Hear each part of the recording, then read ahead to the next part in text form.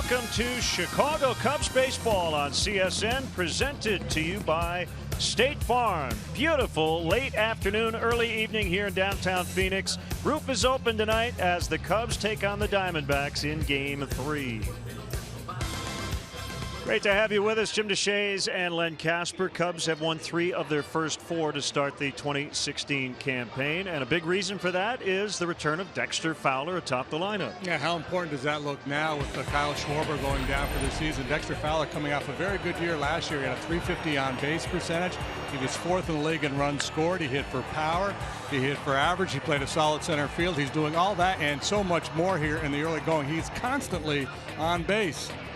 It looked like he was going to sign with the Baltimore Orioles after spring training had already started, and his teammates had actually, or his former teammates, they thought, had texted him congratulations. The next day he walked in. Yeah, they got their catalyst back, as Joe Madden says. So when you go, we go, and you look at the numbers over the last 17 games, impressive stuff for Mr. Fowler. It will be Kyle Hendricks, the Cubs' number 5 starter, making his season debut. Tough matchup. Zach Greinke will go for the D-backs. Yeah, Greinke struggling with the flu last time out. Really struggled out. 9 hits, 3 home runs, 7 runs in just 4 innings of work. He was the runner-up to Jake Arrieta for the Cy Young Award last year. Kyle Hendricks will be making his first ever start here at Chase Field. Last year, an 8-7 season with a .395 earned run average. So game 3 of 4, the Cubs won the opener Thursday night. They scored 14 times in grabbing the victory. Last night, the Diamondbacks came back late, tied it in the 8th, won it in the 9th. We'll have game 3 next. Cubs baseball on CSN Chicago is brought to you in part by your Chicago area and Northwest Indiana Lexus dealer, who invites you to test drive a Lexus today. Blue Cross and Blue Shield of Illinois. Through it all. Ford, inviting you to check out their fuel-efficient lineup at your local Ford store or at localfordstores.com. And by Southwest Airlines. Transparency. Low fares. Nothing to hide.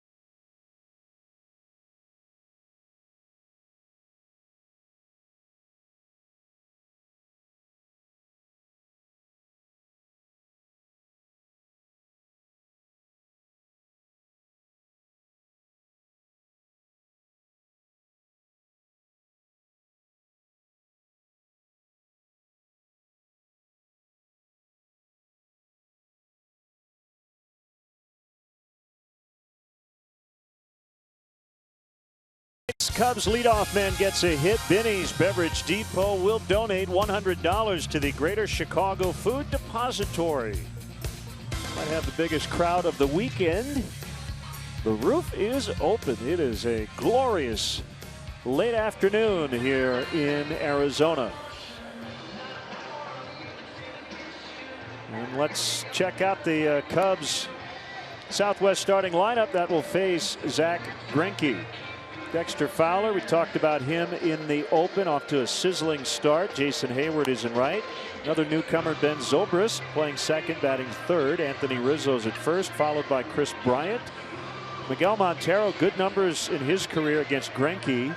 Jorge Soler is in left. Addison Russell at short, and the pitcher Kyle Hendricks. Diamondbacks defensively, a pretty good unit, very good unit, as a matter of fact. Yasmani Tomas might be the weak link out in left. Chris Owens, an infielder, is taking over in center these days, at least part-time. Big arm in right with Peralta, the middle. Ahmed and Segura really good. Segura making the move from short to second this year. Drury and Goldschmidt on the corners. Wellington Castillo behind the plate. And the Lexus pursuing perfection starting pitcher for the Diamondbacks here tonight is Zach Greinke. He'll try it for the second time this year. Last year he was lights out, 19-3 with a 166 earned run average. Opposing batters hit 187 against him.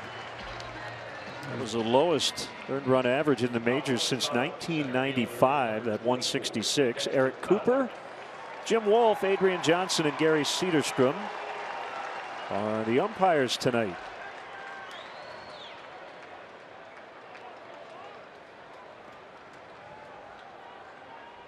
So here we go. Dexter Fowler will lead it off, and you see the Diamondbacks going with Bloody Sock Night. At least that's what it looks like. Yeah, you got kind of a lava lamp vibe going. There you go. And Greinke's first pitch is a fastball at 91 off the outside corner to get us started. Yeah, Greinke is not a real hard thrower. He'll typically sit right around 92 miles an hour, but it's the mix of pitches and the command of the pitches. Any pitch in any count usually has very good command of his breaking stuff as well as that fastball. Gonna throw two-seam and four-seam fastball, cut a little bit, curve, slider, a dandy of a changeup.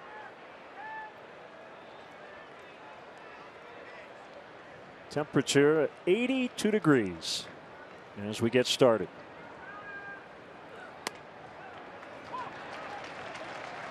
And a called strike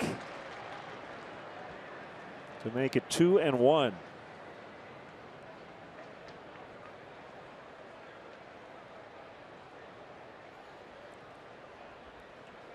Hayward and Zobrist also due here in the Cubs first. A roller that Goldschmidt will let go, and Segura fields. That'll go 4-1. Greinke is a terrific athlete. He can hit, he can field. He's won a Cy Young, Gold Glove, Silver Slugger in his career. Yeah, a couple Gold Gloves, and this time he does a nice job getting over. A lot of times you'll see a pitcher quit on that ball a little bit because they think the first baseman's going to stay home, and it'll be an easy routine 4-3 put out. You cannot make that assumption.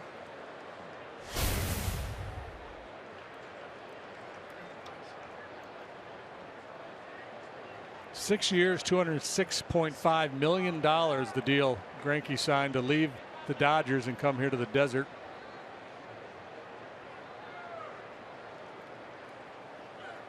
Kind of like the Cubs acquiring Hayward and Lackey. It's addition by addition and also addition by subtraction because he's no longer a member of one of their chief rivals over there in LA. Greinke utilized the opt-out clause in his Dodger deal, so that nullified the final 3 years. 6 years, $206.5 million here. The annual average is over $34 million per season. That's the highest in Major League history. And at some point down the road, we'll say at the time it was the highest annual average. Probably until this winter. And just a little difficulty getting together with Castillo there. Stepped off, wants to restart. Line drive, base hit. So Hayward is aboard. He is 4 for 8 in the series, plus 3 walks. Second baseman, number 18, Ben Zobrist.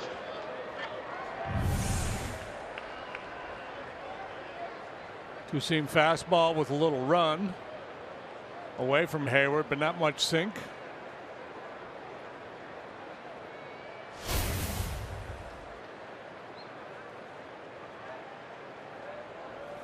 Greinke also good at shutting down the running game. Zobrist 5 out of 16 to start the season. Greinke had his worst start in almost 4 years on opening day.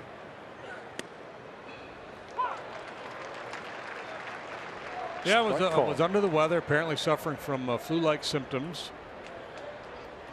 He's got to be feeling the heat, right? To sign that big contract, there's a certain level of expectation.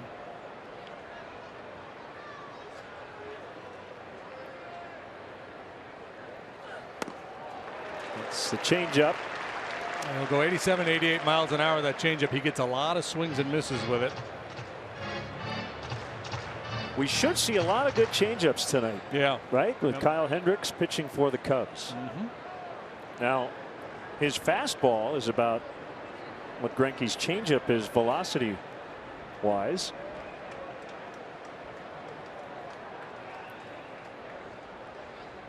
And the 0-2. It's kind of with Greinke's, I guess you'd almost term it a power changeup, which is kind of an oxymoron. But you know, he goes 91 to 93 for the most part with the fastball, and that changeup 87, 88. So there's not a big separation, but it's real sharp, good biting action. Just a little bit of off speed plus the movement is all he needs.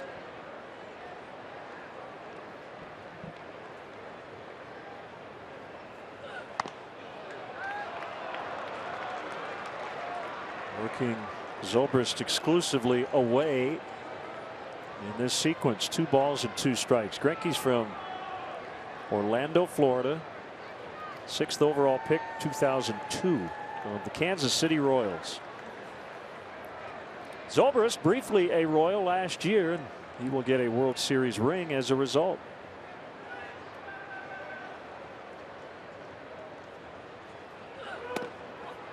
Missed again. Everything away, away, away.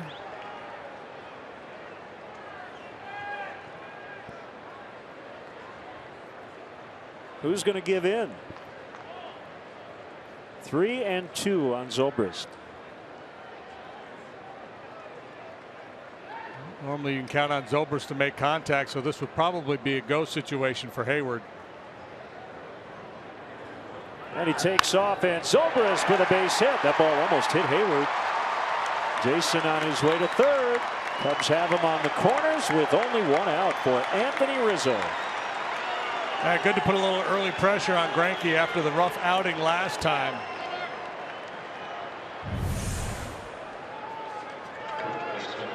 Good pitch, good swing of the bat, sinker moving down and away. And Zobrist, you know, his eyes were kind of out there. Every pitch he had seen was out there in that quadrant. Well, that ball almost hit the base runner, and Hayward would have been called out.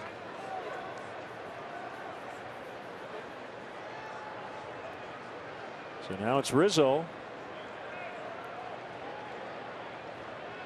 Let's see how the Diamondbacks play this in terms of their shift.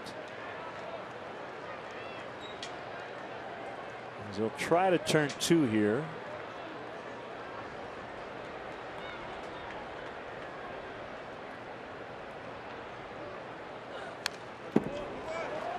Good swing by Anthony as he fouls it back. Yeah, they're looking for 2. Now Segura, the second baseman, has not shifted over into what you would consider typical double play depth. He's trying to plug that hole a little bit more so on the right side. Good hack by Anthony. Boy, he had a big night here in game 1 of this series. Drove in 6.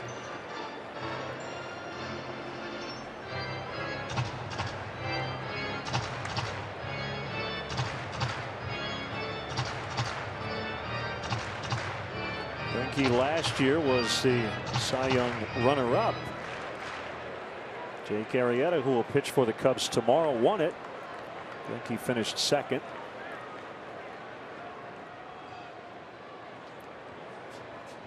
That's how great Arrieta was. Greinke had a 166 and didn't win the Cy Young. I know. I was putting his numbers in my scorebook today, and that's exactly what I was thinking. It's like, how do you do what he did and not win the Cy Young Award? And the same thing would apply to Arrieta had he not won. And you could have made a pretty decent case for Clayton Kershaw as well. Absolutely. There's the guy who got it, richly deserved, and boy, he got off to a great start on opening day. 1-2 to Rizzo.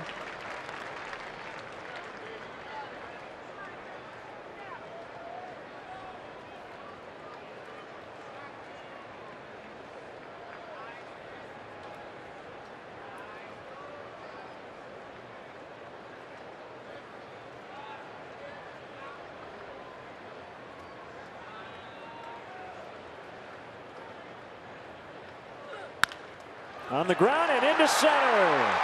Hayward scores. Zobrist on his way to third. 3 consecutive singles, and it's 1-0 Cubs.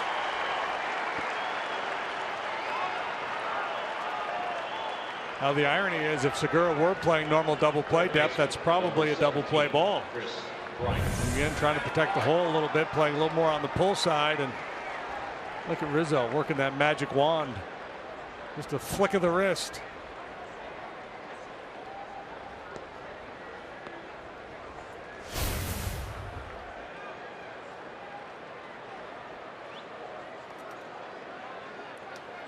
Chris Bryant still only 1 out. This is the 6th game for the Diamondbacks, so they've gone 1 time through their rotation. That will get into left center. Zobrist is in. Rizzo to third. Bryant trying for 2, and he's safe. 2-0.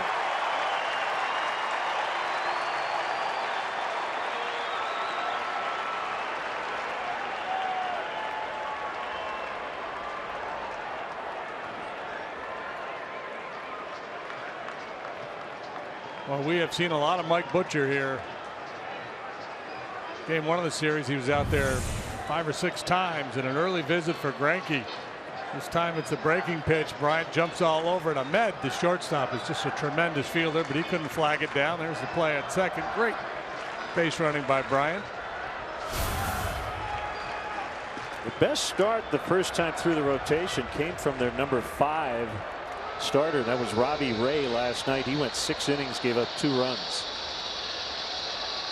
They come in to tonight with an 8.54 starters ERA, and that'll go up here in the first inning.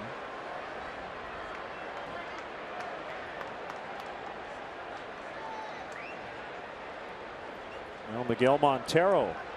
And with guys like Greinke, we only get a lot of starting pitchers, but a lot of times that's the old adage with the best guys. If you don't get them early, you're not going to get them.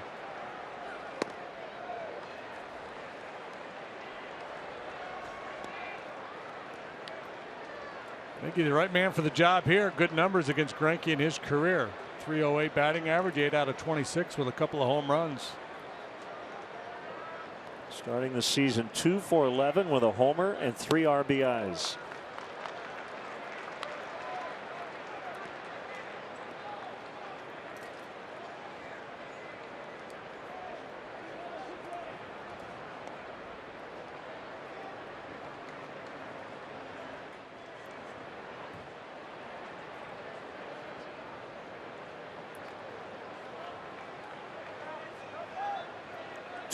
On the way and bounced foul. Well,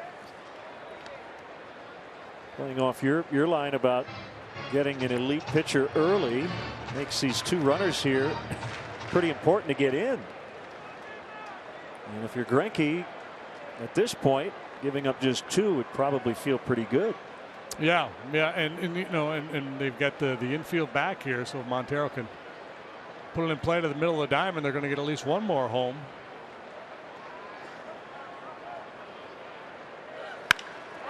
Deep drive to left, back toward the wall, and caught. It will drive in the run. Montero just missed a home run. As it is, it's a sac fly. Rizzo's in. It's 3-0.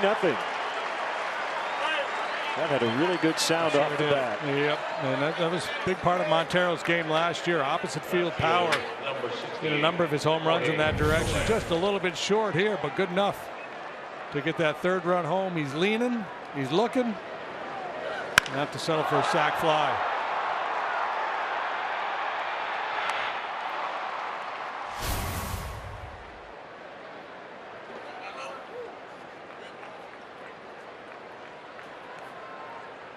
So Bryant, bottom of your screen, the only base runner left. Soler with a one-hopper, knocked down by Drury, and everybody's safe. It should be a hit for Soler.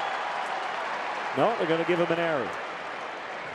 Wow, ball really well struck. And I guess you could make the case that a big league third baseman should make a play on that, but another great swing of the bat. Greinke's not fooling anybody here.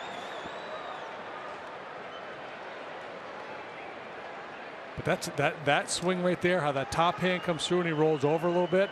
If they can get him to kind of stay thinking more center, middle of the diamond, and stay through the ball, create a little lift, it's going to hit that ball 430 feet. He is so strong.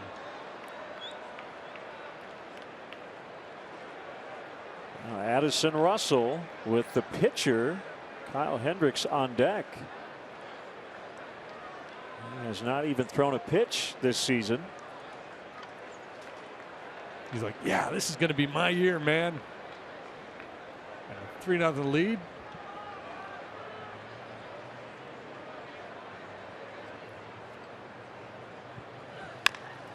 Bounce to Drury. And that will end the inning, but the Cubs put up 3 on Greinke, and Hendricks will pitch next.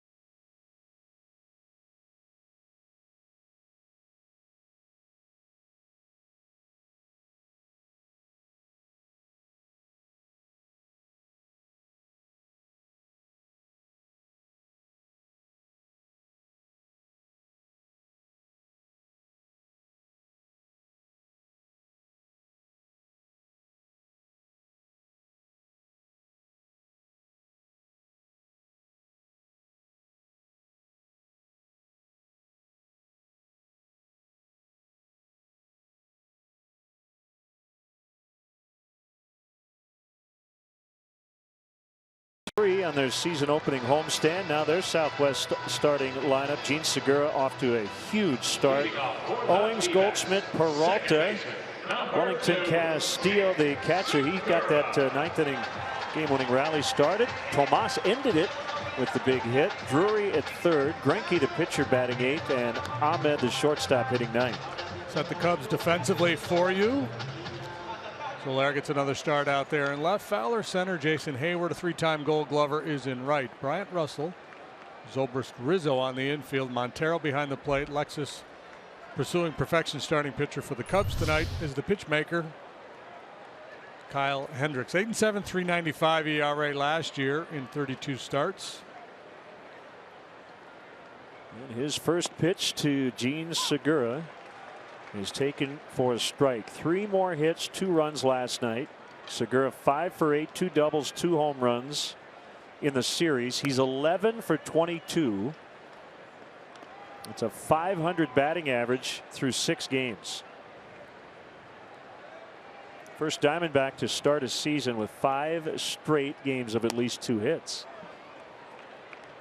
Junior Spivey never did it. No. Nor did Kelly Stinnett.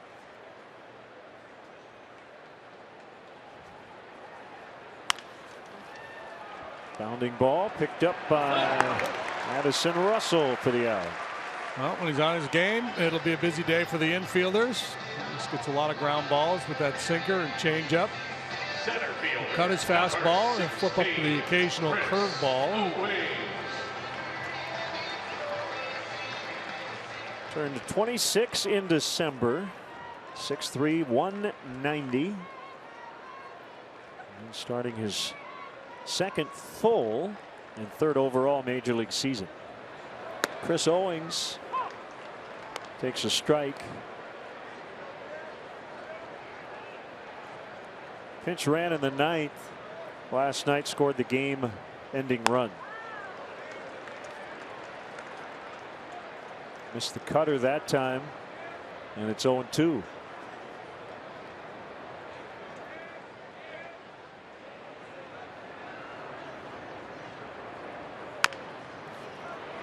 Bryant will charge, and he got him. Close play at first. 2 down.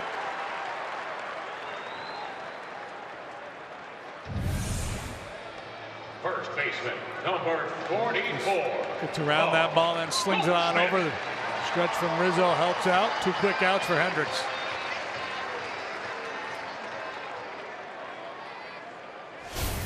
I would think the infielders would say they love playing behind Kyle Hendricks. Works quickly, throws a lot of strikes. They get a lot of action. Born in Newport Beach, California. Went to college at Dartmouth. 1 strike on Cub killer Paul Goldschmidt. Knocked in 2 last night, including the game tying run in the 8th inning off Pedro Strop.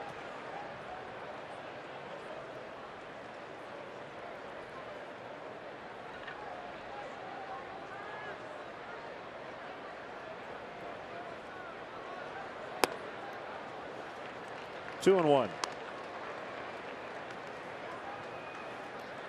Tomas with his first major league game-ending RBI hit. Single off Trevor Cahill in the 9th inning.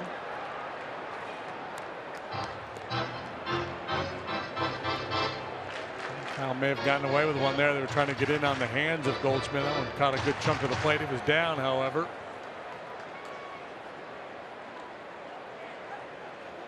A couple of those guys on the left trying to get into the action. I would think we'll see them in the next day or two. That's Clayton Richard and Adam Warren. Nice 1-2-3 start for Hendricks.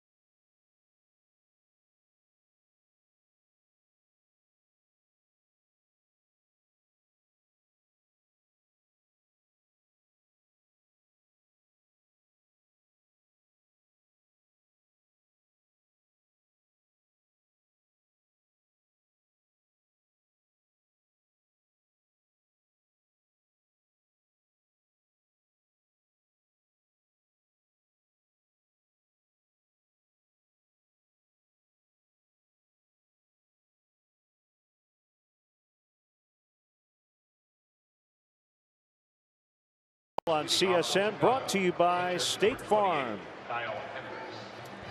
1 in the books. Cubs lead 3-0. Our Xfinity high-speed action, and the Cubs jumping on Zach Greinke early. Yeah, boom, boom, boom, boom, boom. 4 consecutive hits and a sacrifice fly. Single, single, single, double. And then the sac fly from Montero to finish the scoring.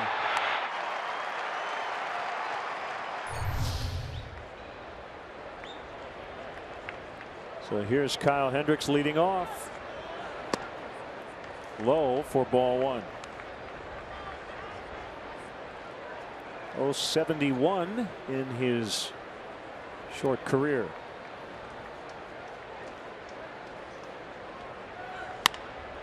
And that average will go up. Ball gets by. Hendricks will hold. That's always a little scary. Yeah, it was. Yeah, Peralta, the former pitcher's got a big arm out there, and you know he was shallowed up. Center field, Dexter Fowler. What a knock. 5th one of the game already for the Cubs.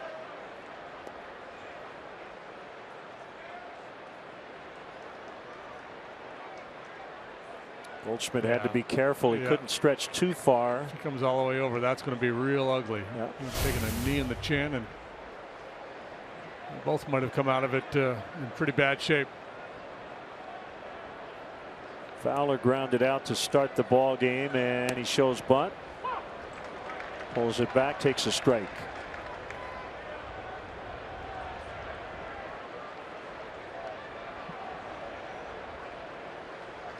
Good numbers across the board last year for Dexter.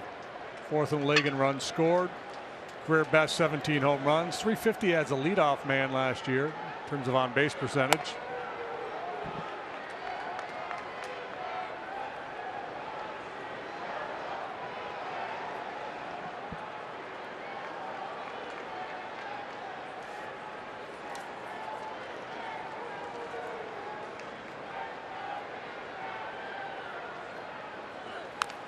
Tapped foul.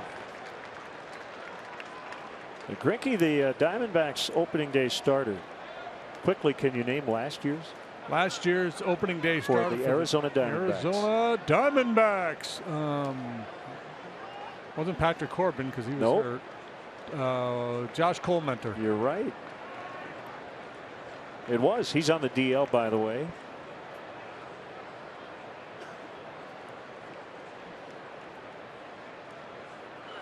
Swing and a miss on the changeup for a strike 3.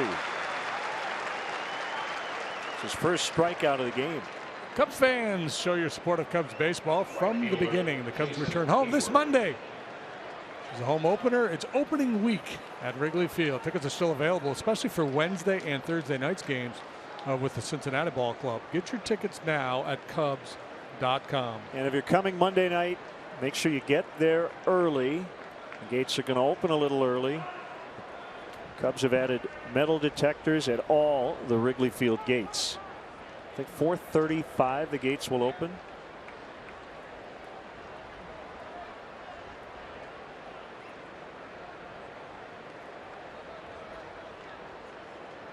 There will be a learning curve, so you're going to want to build in some extra time.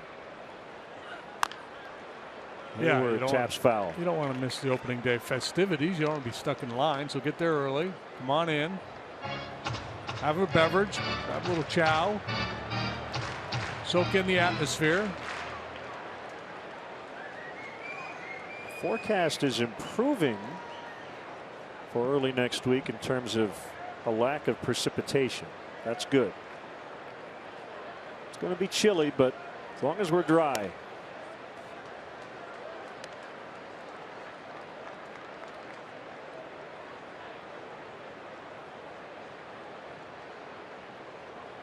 The Marlins Nationals game was colded out in D.C. today, so they'll make that up as part of a split doubleheader in May.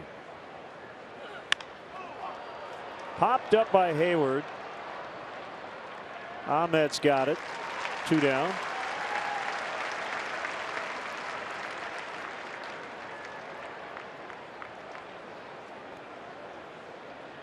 Second baseman, Ben Zobrist. Zobrist will bat with the pitcher still at first and 2 outs.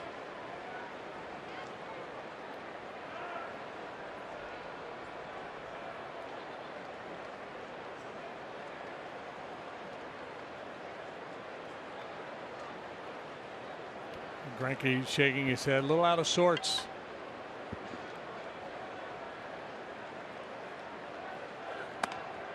They played the coldest game in the history of Comerica Park today. It's 31 degrees at game time. Yankees behind CC Sabathia beat Detroit 8-4. It's a lot of hitting for a 31-degree day. It was 32 in Chicago, and the White Sox beat the Indians 7-3. Chris Sale is 2-0. I would have taken the under on that one too. I'm not even going to look it up. I'm going to say Chris Sale's leading the league in wins. 3-0. Facing Chris Sale on a 32-degree day. Hang with him. I saw the quote in the Tribune today. It said something like from Chris Sale. It said pitching on days like this, it's like getting punched in the face repeatedly. He said that eventually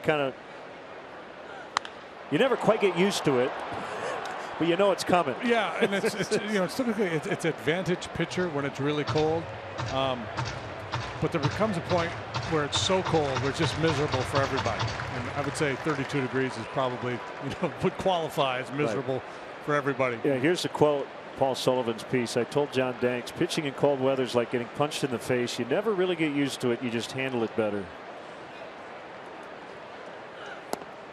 He walked him.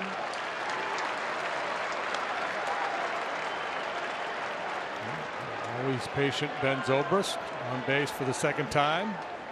First baseman Anthony Rizzo. It is very early, but 4 games in, I looked up the Cubs' offensive strikeouts to walks ratio. It's 1.52. So for every walk, they strike out 1.5 times. That was second in the majors. Last year it was 2.68. It put them just slightly worse than major league average. Anthony Rizzo, a high fly to right. And Peralta will make the catch. And the addition of a guy like Zobrist certainly helps in that department.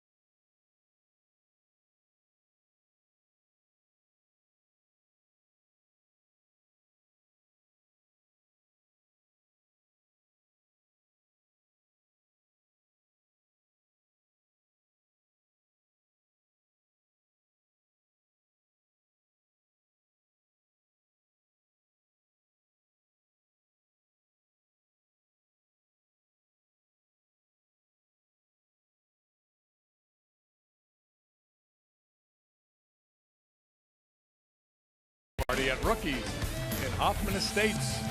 Watch the Bulls take on New Orleans. That's the Pelicans. Get 3 CSN giveaways and enjoy ice cold Coors Light. Hey, congratulations to former Chicago Cub Starlin Castro in that Yankee win. He had 2 hits today, the second of which was career hit number 1,000. He's off to a great start. He's only 26 years old. He's 9 for 20, batting .450 with 8 RBIs in his first 5 games.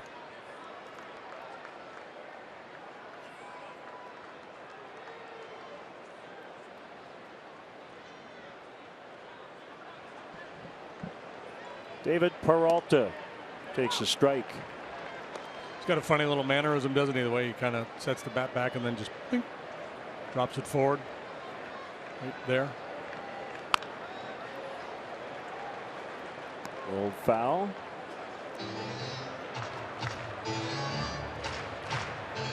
Why do guys do that?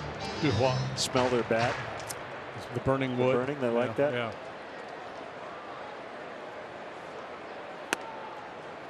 Because after they hit a fair ball, they don't have time to stop and smell it. Right.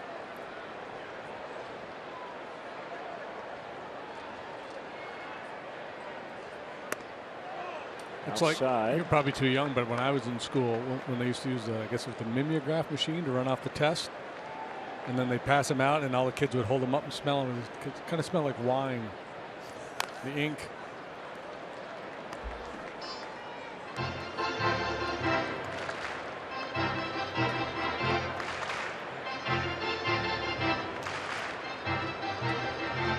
Here's a 2-2. Swing and a miss on the changeup. This week only, T-Mobile customers can get a free season-long subscription to MLB.tv Premium. Go to T-Mobile.com/MLB to sign up now and catch every moment on America's fastest-growing LTE network.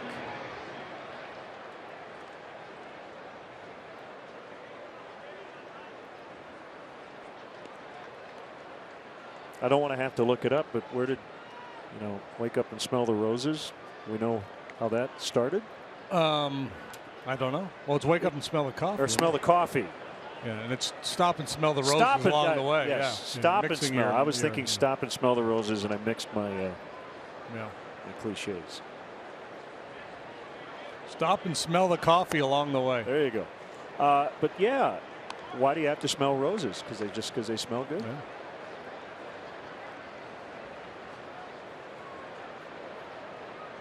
2-0 on Wellington Castillo. It's in for a strike. He's caught the entire series for the Diamondbacks.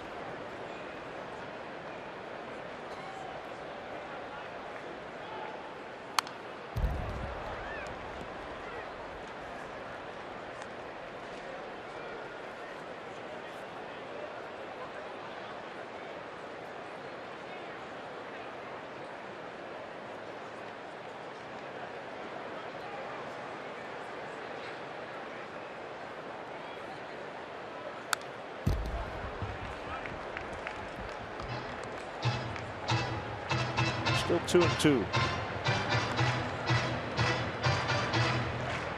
Good strikeout numbers for Kyle Hendricks last year. You think of him as a pitch to contact guy, but he got plenty of strikeouts, better than league average with a 23% strikeout rate. Russell to Rizzo.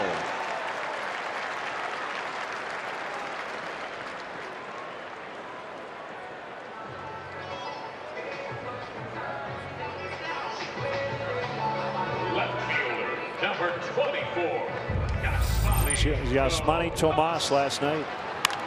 Yeah, pitch got away from Trevor Cahill trying to go down and away with a sinker, and it ran up and in on his hands. He just muscled into left field. The Diamondbacks kind of stole that game. I think the Cubs were really in control of that game early. Had some opportunities to get away in the middle innings, hit into some tough luck. It felt like a Cub win for 7+ innings. Some late heroics, and the D-backs pick up the W.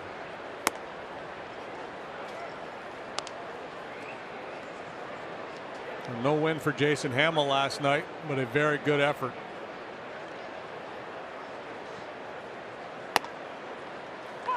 That's a strike, 1-1. Hamill last night allowed just 1 run in 6 innings. 4 hits, 3 walks, struck out 6. First time through the rotation, and the results have been good. Outstanding from Arrieta and Lester. Lackey struggled, got hit around early in his outing, but to his credit, hung in there and ended up picking up a win. What, 14-6? Was that the final here the other night? 14-6.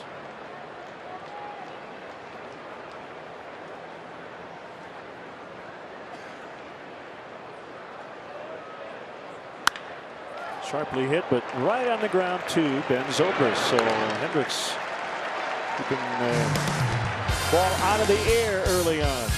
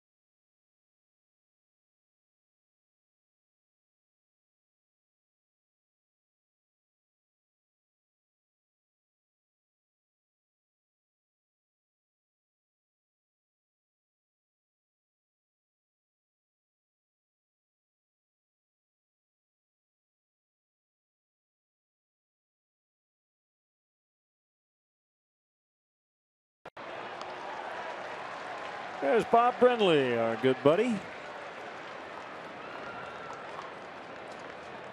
And he's been back here in Arizona as a broadcaster for 4 years. And Mark Grace, the ex-Cub first baseman, Diamondbacks assistant hitting coach. Always good to see those guys.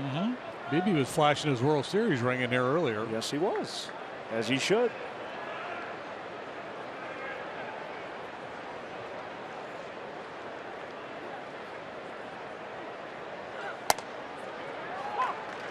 Strike on Chris Bryant. And back to the Cubs strikeout walks thing offensively. I think this team will lead the league in walks. A lot has been made of their penchant to strike out. They will strike out a lot. They might even lead the league again. In a lot of cases, strikeouts are just outs, deep counts, the whole deal. Not cutting down on your two-strike swing. Might hit a home run. You might strike out. So all of that stuff being said, but with Zobrist here, with Hayward here, with these young hitters maturing a little bit, I do think we'll see generally the strikeout rate go down a little bit, and the walk rate actually on this team collectively could go up. And so it's, to me, it is that ratio that's important, because if you have a high strikeout, low walk team, that's not so good. No, but if you strike out a lot, but you still walk a lot. Correct. And you have a more measured approach in certain situations. I think that's the thing that Joe Madden found frustrating at times last year, and John Maley as well, that it's not so much striking out, it's in situations where you really have to make contact, and guys at times weren't willing to make an adjustment.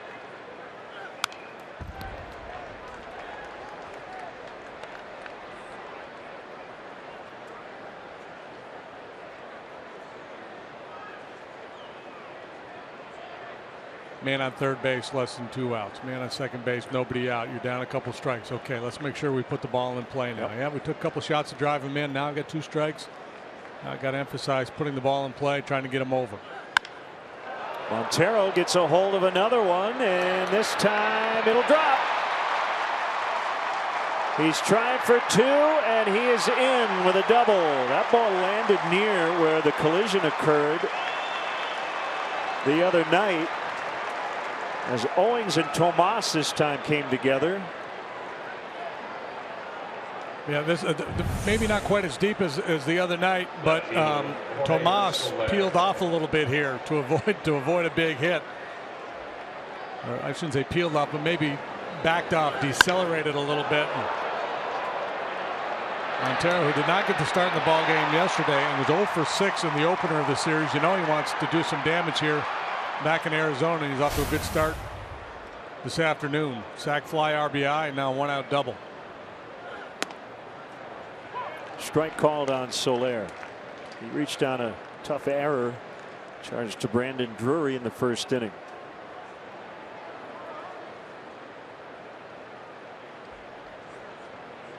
Cubs on top of Zach Greinke 3-0. They got their runs in the first, trying to add on here in the third.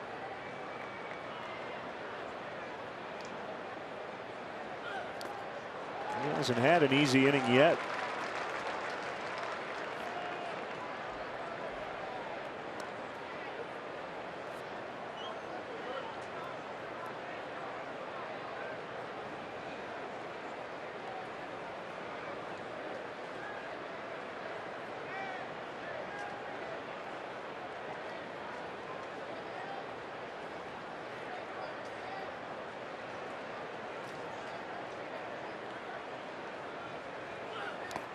And he got him. 2 down. How do you get to Wrigley Field? Practice, practice, practice. Cubs suggest taking public transportation. The Cubs do offer a free bike check, now located by the Addison Red Line Station. For drivers, the Cubs provide free remote parking and shuttle service on night and weekend games. For more information, visit the A to Z guide at Cubs.com.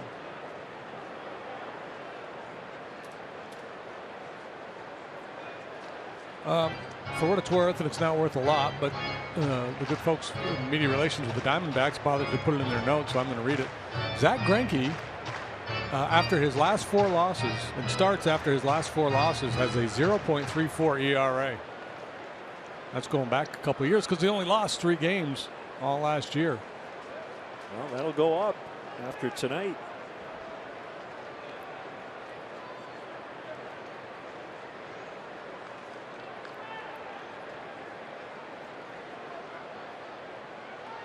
Yeah, he had allowed 1 earned run in 26 2/3 innings in those 4 ball games. Sounds like he is doing the Nolan Ryan. He got a little, Monica Seles grunting on a lot of his pitches. Well, in graphic form, what you just said. Yeah, Nolan used to grunt every now and then. Rick Aguilera used to just exhale. Big loud puff of air. This will be Greinke's 50th pitch coming up.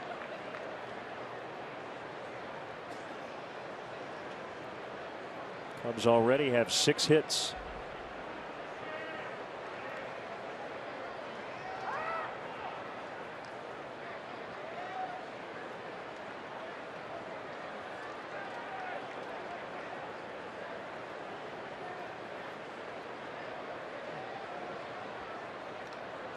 Segura in there trying to tighten up Montero a little bit at second base.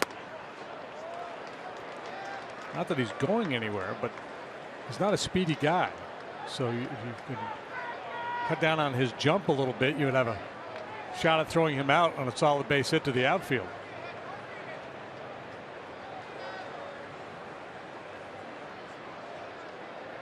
You got a real speedy guy there, you don't even bother because he's going to score on any hit to the outfield.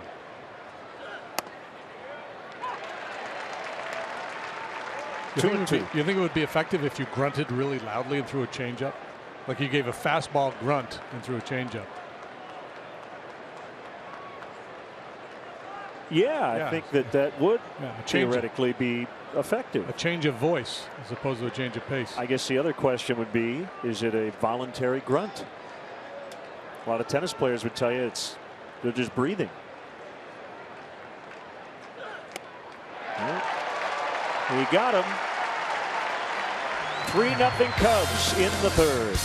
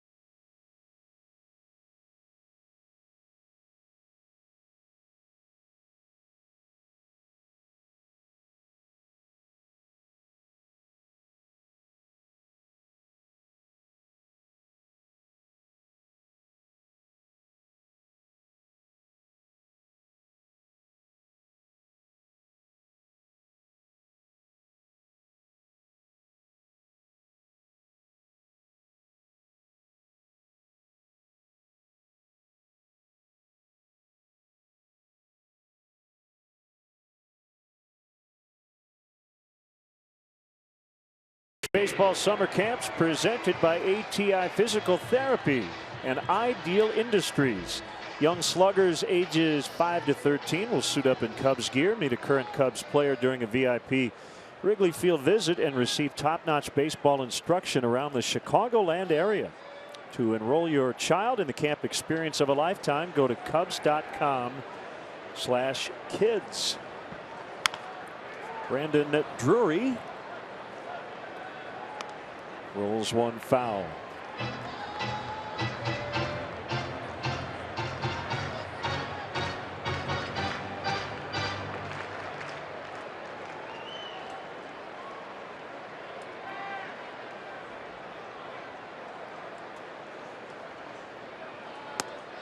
Good pitch. A cut changeup settles right over the outside corner at the knees. Look at the location of these two pitches. Inside corner at the knees, outside corner at the knees.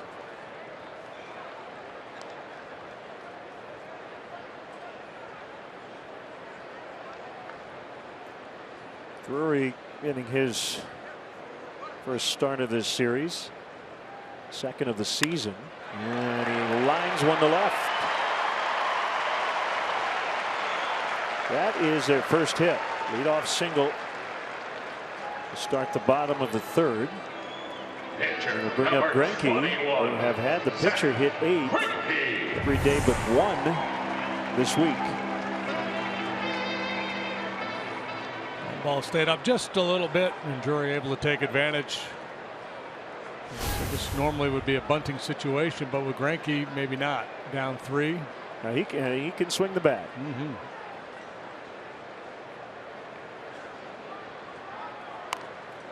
And he does bunt, and it is foul. Silver Slugger 2013. He hit .328 that year. He's got 4 career stolen bases. Yeah, you know, if I were them, I would be more inclined to play hit and run with Greinke. I mean, you trust him to put the ball in play.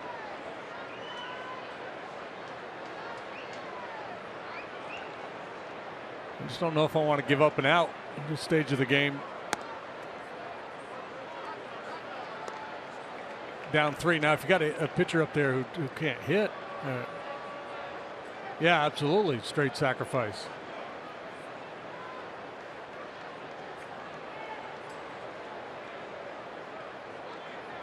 Yeah, I'm with you.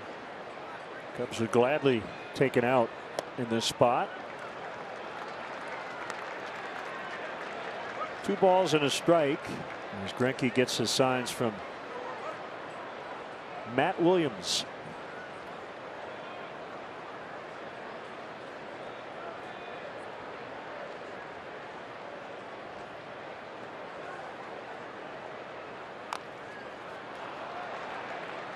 Two and 2. I worry about him now getting to 2 strikes and hitting a gapper. After Kyle Hendricks, you want him to get one down here. I would think. Yeah, take the out, right? Yeah.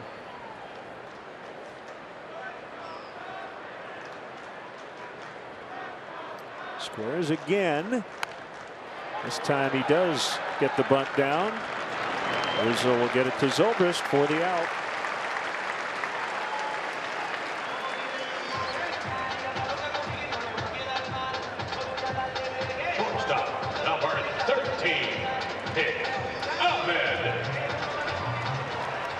Nick Ahmed 0 for 6 in this series after starting the year with 3 consecutive 2-hit games against the Rockies. Again, his main job is just to play Gold Glove caliber defense. Give you whatever he can with the bat. He's already made 2 or 3 sparkling plays in this series. Who knows Nick Ahmed very well from his days at University of Connecticut, John Andrioli. Pretty good group they put out around that time. George Springer, Mike Olt.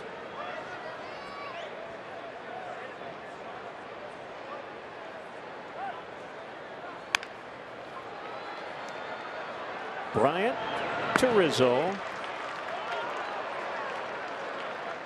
2 down.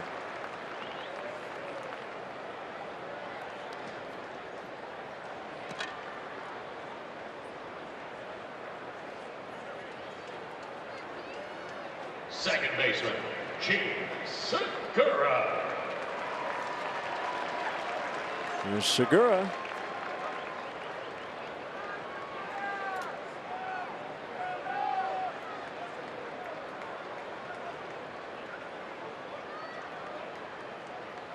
Say a lot of soft and try to stay out of the zone with Segura. First pitch sinker for strike one. He's been hammering the fastball. He's been hammering just about anything in the strike zone. You could jump on him and then expand.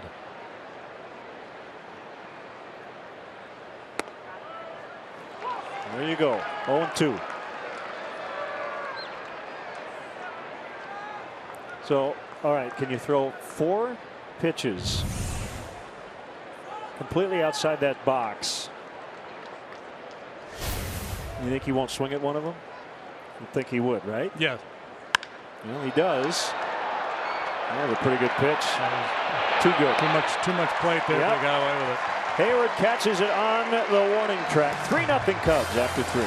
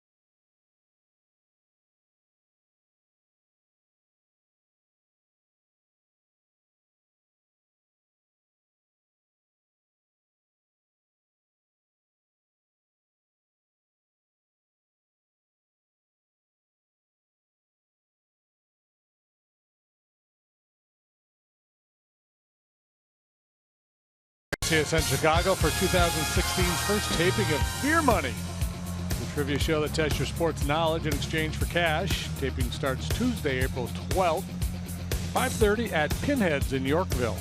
Beer Money presented by Coors Light. Cubs lead this one 3-0.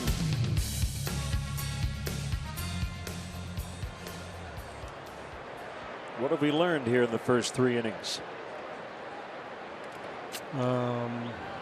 We should stop, wake up, and smell the burning wine. We're going to smell the mimeograph test papers. Smell the roses. We're smelling the coffee.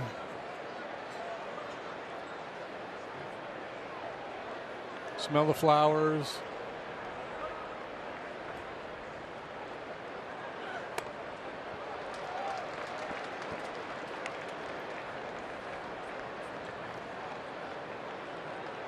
Maybe the Spinal Tap album was about baseball. Smell the glove. Yeah, you see infielders do that every now and then. Yeah. 1-2 on Hendricks.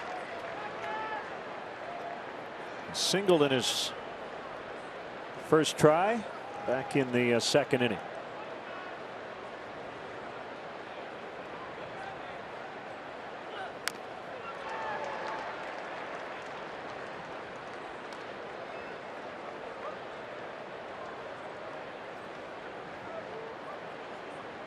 You're looking at a man with a 1,000 batting average.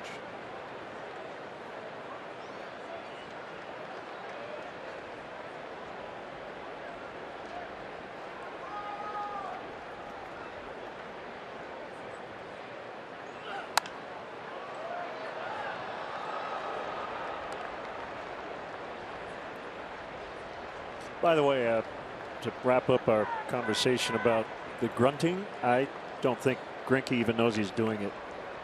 I bet you it's just what he does.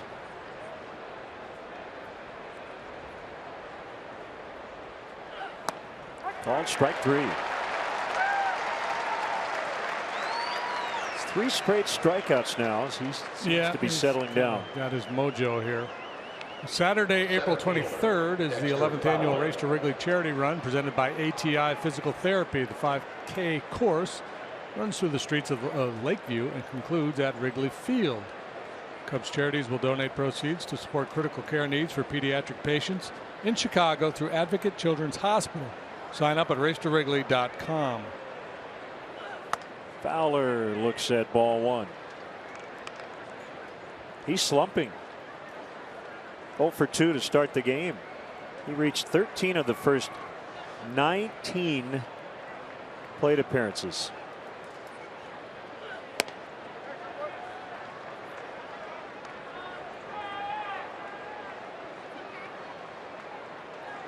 And 2 out of 20 now against Greinke in his career is Dexter, and 10 strikeouts. So he has not seen the ball very well off this talented right-hander.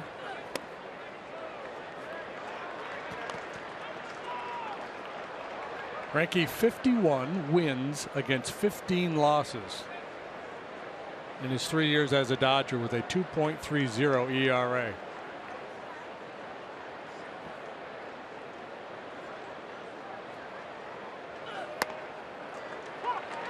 Outside corner, 3-1.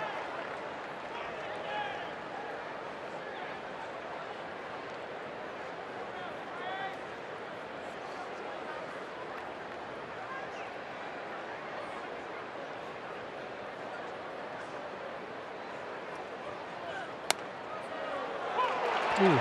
3-2. Our pitch tracks agreed with Eric Cooper.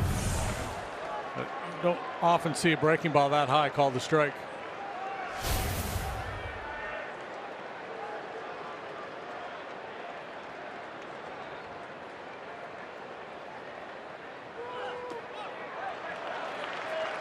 Like a changeup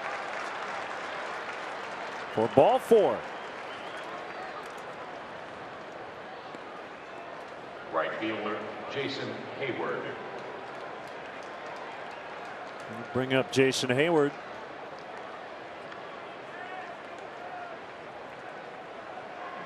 And we'd like to welcome all our viewers watching on Rhinebeck Telecommunications Utility in Rhinebeck, Iowa.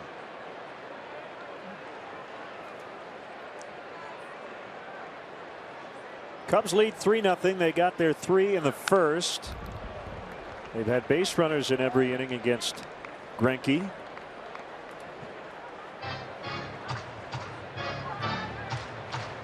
Greinke normally pretty efficient, but they're making him throw a lot of pitches.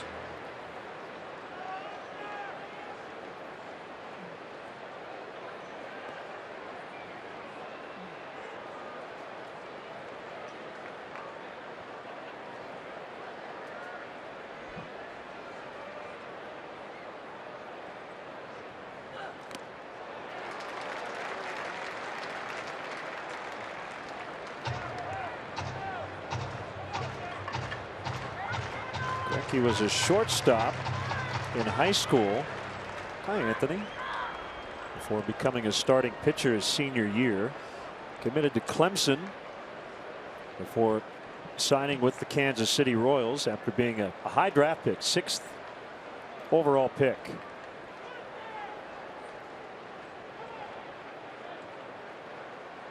Here's his 0-2, and he strikes out Hayward.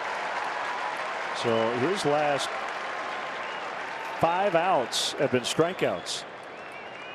Second baseman Ben That's a power changeup again, 89 miles an hour this time.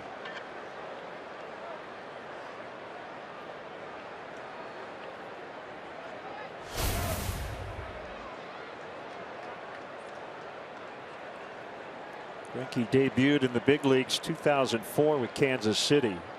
He dealt with some anxiety issues a couple of years later, 2006. 3 years after that, he was the American League Cy Young winner. He talked about leaving the game.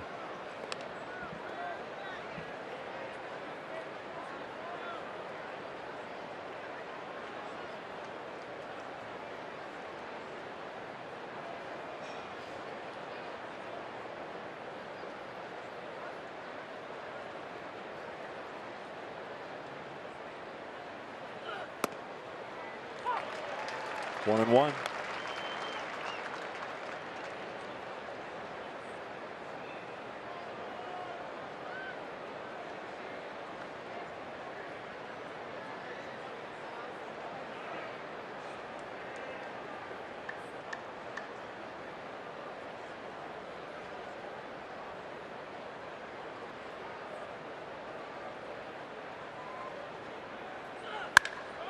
Driven out into deep center. Owings on the move. He will not get there.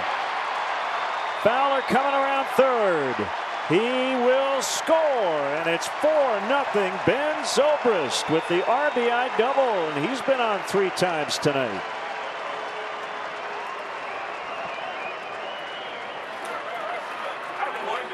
Well, after that first inning, Greinke had really started to assert himself, racking up the strikeouts lately, but Zobrist jumps on that thigh-high fastball, gives it a merry ride out there to deep center field. So the walk to Fowler comes back to bite Greinke. So Greinke has now allowed 11 earned runs in his first 2 starts. Not even 2 complete starts. He gave up 41 earned runs in 32 starts last year.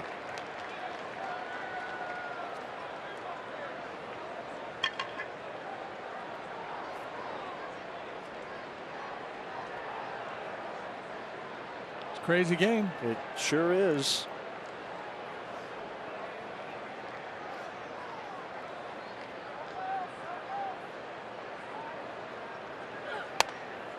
Look out. Just off the inside corner and against Anthony Rizzo. That can be perilous considering how much he hugs the plate.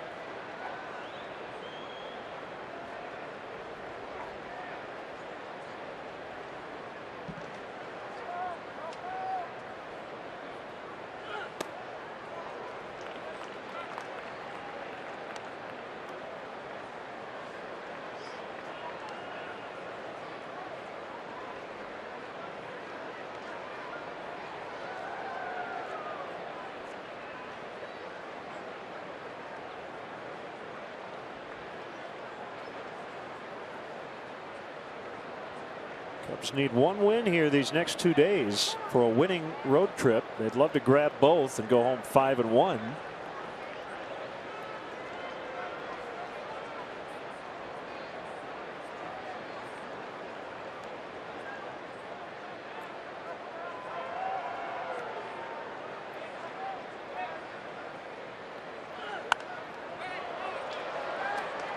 Steele will not have a play.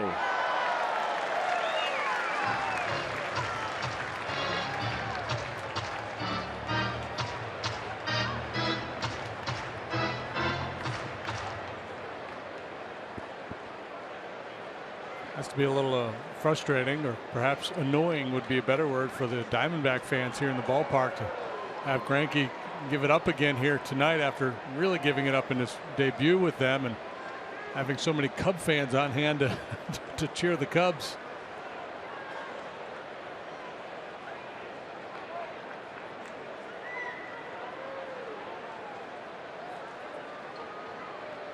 Two. Rizzo able to hold up. Full count.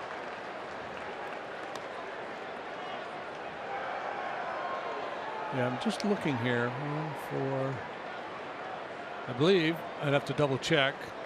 But Greinke has given up more runs now this year than he did in any calendar month last year. I mean, he was so good, start to finish, so consistent.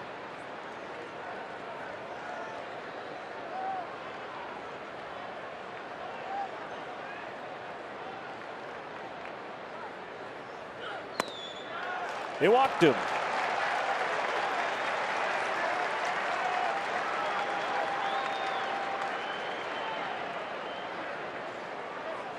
Third baseman, Chris Bryant.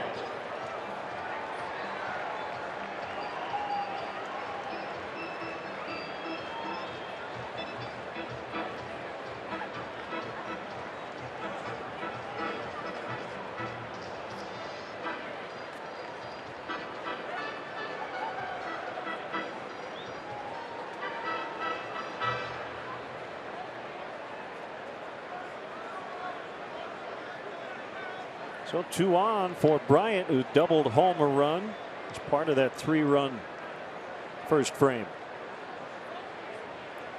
Rookie of the year last year in the National League. Up in 99 runs.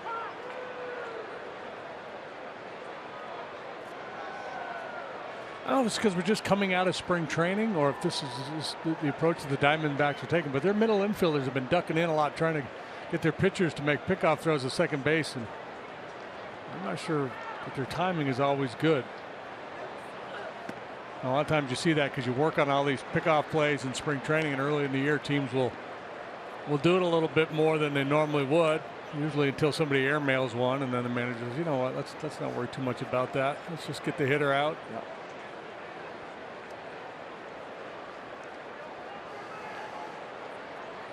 Guess you can understand Segura's thinking out there. His pitcher's in trouble. He's already given up 4, so he's going to try to steal an out for him.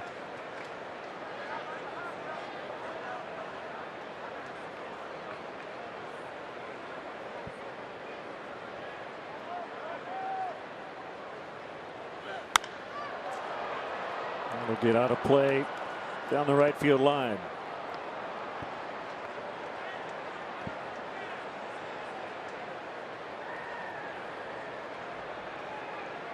Well, it seems like every year we mention this, that you can, as a hitter, you can hide a slump in June or July, because the batting average won't fluctuate that much. And if you're a pitcher, you can have 2 or 3 bad starts. Your ERA won't be affected that much. High in the air to center, backpedaling is Owens onto the dirt. But man, when it's your first 2 or 3 starts, really stands out. Greinke has struggled mightily here early. Hanging out in the pool. Cubs add to their lead.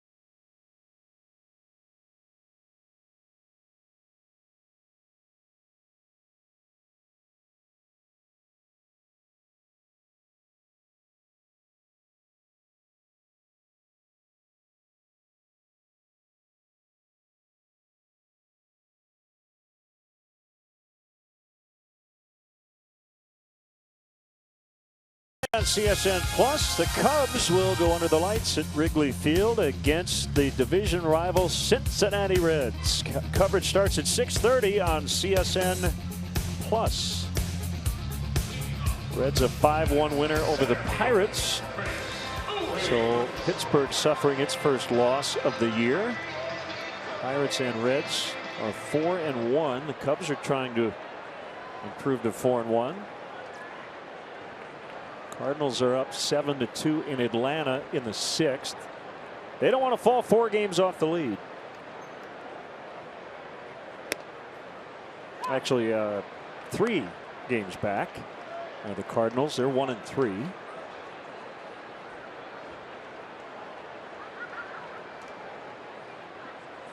Yeah, that's the conversation that's going to pop up in some of these towns where teams get off to slow starts, and the players will all say, "No, it's not time to panic yet." That's kind of what you say, and then by the time you say, "Yeah, it is time to panic," it's too late, because it's not time to panic. Well, you never hear it's time to panic, right? Because you're done at that point. By the time you realize it, you have no chance. Listen to a manager in his pregame session with media. By the way, I just want to announce it is time to panic. Leadoff single, Chris Owings.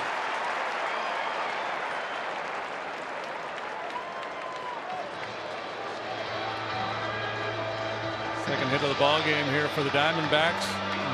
Leadoff knock in the 3rd. Chip Hale had Zach Greinke bunting along, and then Kyle Hendricks got the next 2 men out. Obviously, they're not going to be bunting here because here comes the big slugger Paul Goldschmidt. Chris Owings really busting it down the first baseline. That's the thinking. It should always be the thinking, but certainly in a big ballpark like this where outfielders have to travel far to run down base hits.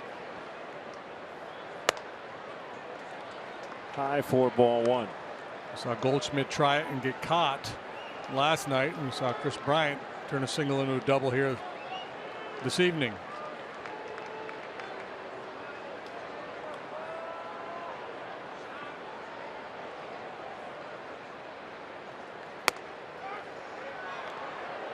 Runner back. There are 2 teams without a win. The Phillies are 0-4, but they have a 1-0 lead late in New York. They're in the 8th inning. The Twins are 0-4, and they're not doing so well. Down 7-0 in the 7th in Kansas City. So if anybody wants to panic there, runner goes, and he's safe. Owings is in with a stolen base.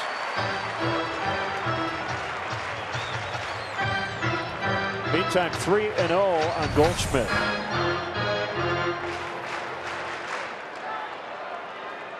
Well, the Diamondbacks obviously like the math. They like the release times on Hendricks, and they feel like they can run on Montero because the game situation doesn't really say run down 4 with Goldschmidt hitting.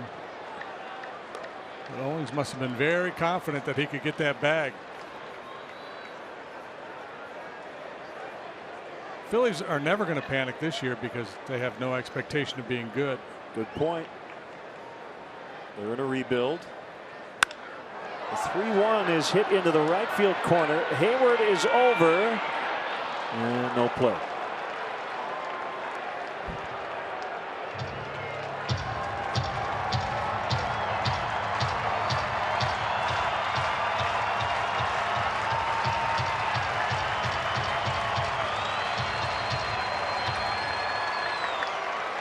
Strategy for the Cubs against Goldschmidt is just to stay away. A lot of stuff off the plate, sliders the way he does hit the ball very well to right center. You make a mistake on the inner half and can hit it a long way. He'll also take that pitch moving in on him and drive it the other way. Diving stab, Addison Russell. Kid can flat out play the position. You know, we were over in Anaheim talking about Anderson Simmons, who's one of the best in the business. Same thing with Nick Ahmed here in Arizona, and maybe not giving Addison Russell his due because he too is among the elite defensive shortstops in the game. We saw it time and time again last year. This kid making tremendous plays in both directions.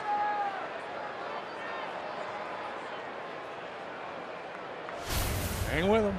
Came up as a second baseman, but a natural shortstop as Peralta rounds out to Zobrist. So, man, in a matter of 2 pitches, Kyle Hendricks went from Possible major jam with no outs to a runner at third and 2 outs. Catcher, Still not out of the woods. Well, these become huge sequences, don't they? For a pitcher who is fighting and clawing, all of a sudden he gets the second out of an inning. Yeah, you know, most pitchers in most starts are faced with 1, possibly 2 crisis points, even in a good start. It will kind of tell the story of your game. And, you know, most guys nowadays, you get through 6 into the 7th, you know they're going to go to the bullpen, so you have to face that middle of the order the second and third time, and a lot of times that's the story. Get through 3, 4, 5 unscathed the second time around, and you know the bullpen's ready to bail you out the next time you get in trouble, if there is a next time.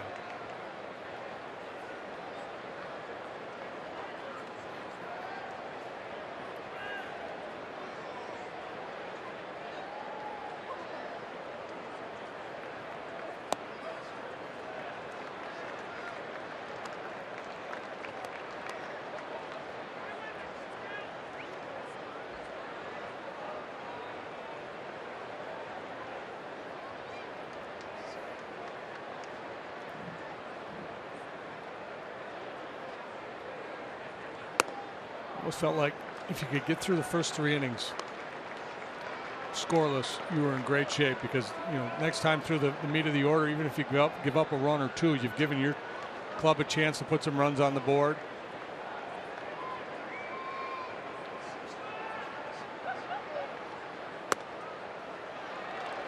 Castillo draws the walk.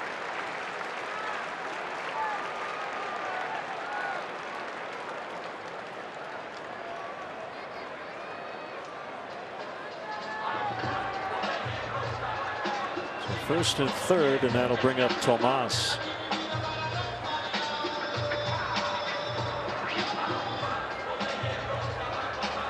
Now batting, left fielder, Tomas. These 2 teams will meet up for a 3-game set at Wrigley Field June 3rd through the 5th. This is a 4-game series that'll end tomorrow.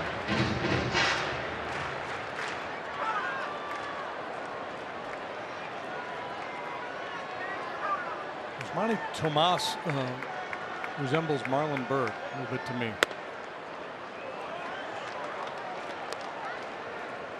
We've been seeing a lot of sliders away in this series. Nix doesn't really throw a slider, he throws a cutter. He'll throw an occasional curveball, and he'll make his changeup run away from a right-handed hitter. 1-1.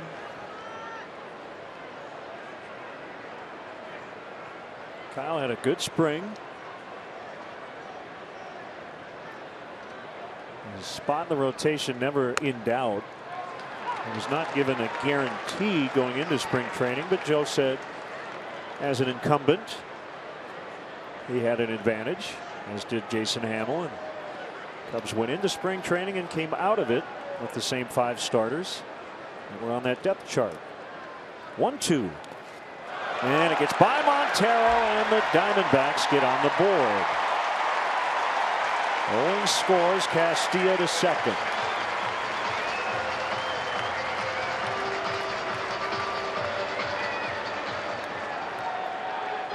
It's a wild pitch on Hendricks. A bit of a cheap run there for the Diamondbacks. Searching for that change-up grip.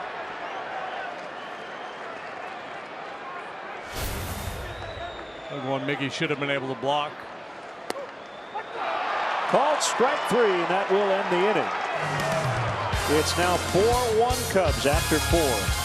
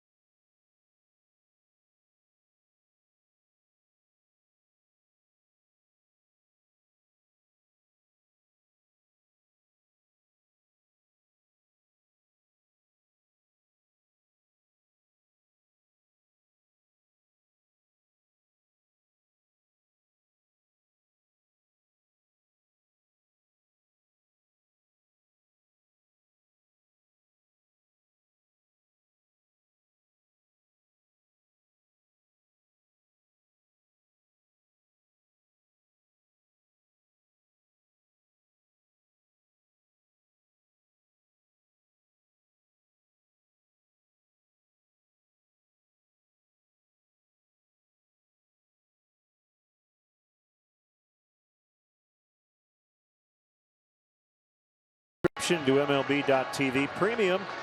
Go to T-Mobile.com/MLB to sign up now and catch every moment on America's fastest growing LTE network. Cubs 4, Diamondbacks 1 as we start the 5th inning from Chase Field.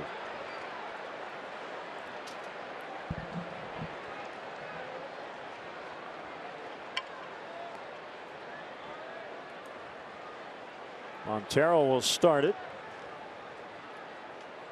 Sac fly in the first, a double in the third.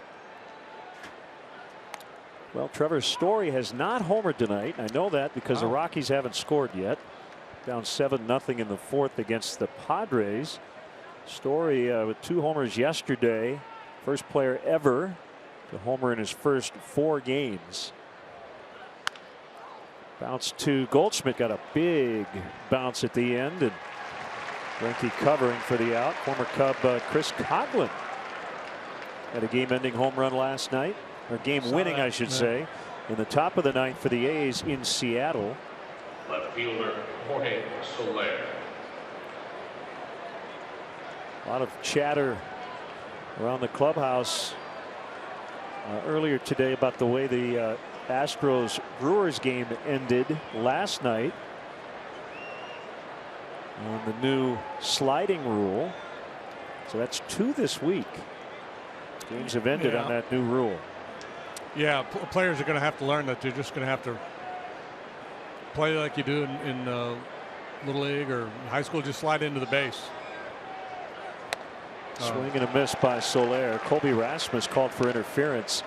It didn't look like the middle infielder was going to try to turn 2, and it didn't look like he was in harm's way. Looked like a pretty innocent slide. Yeah, he slid by the base. He slid kind of outside the bag and then went past the base. And letter of the law, letter of the rule, that is not considered a bona fide attempt to slide to the base. Therefore, he was called out and ruled a double play. Game over.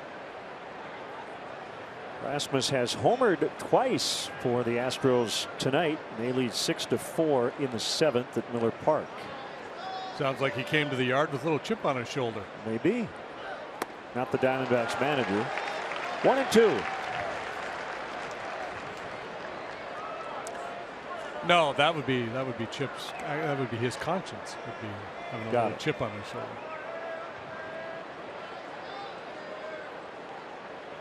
There's Chip, former infielder.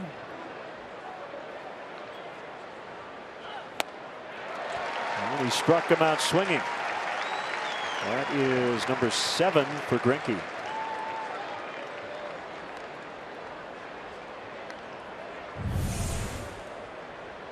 Pretty good action on this pitch. There's that changeup.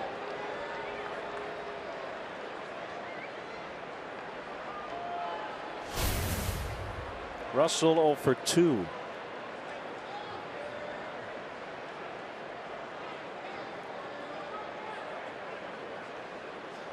And I've heard some managers and other people say there needs to be a clarification in the rules on that sliding at second base, what they call the Utley rule. I don't think there needs to be a clarification, but I think maybe some tweaks. A common sense addendum. Well, as was the case with the collision rule at home plate, look out. Anderson let the bat fly, which has happened on more than one occasion. Hopefully everybody's all right. And his release point is pretty consistent because that's where it ends up a lot, above that third base dugout. So that one got a little bit in the face, but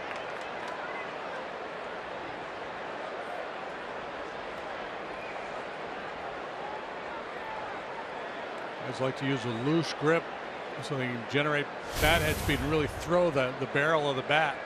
And in Addison's case, literally does throw it from time to time.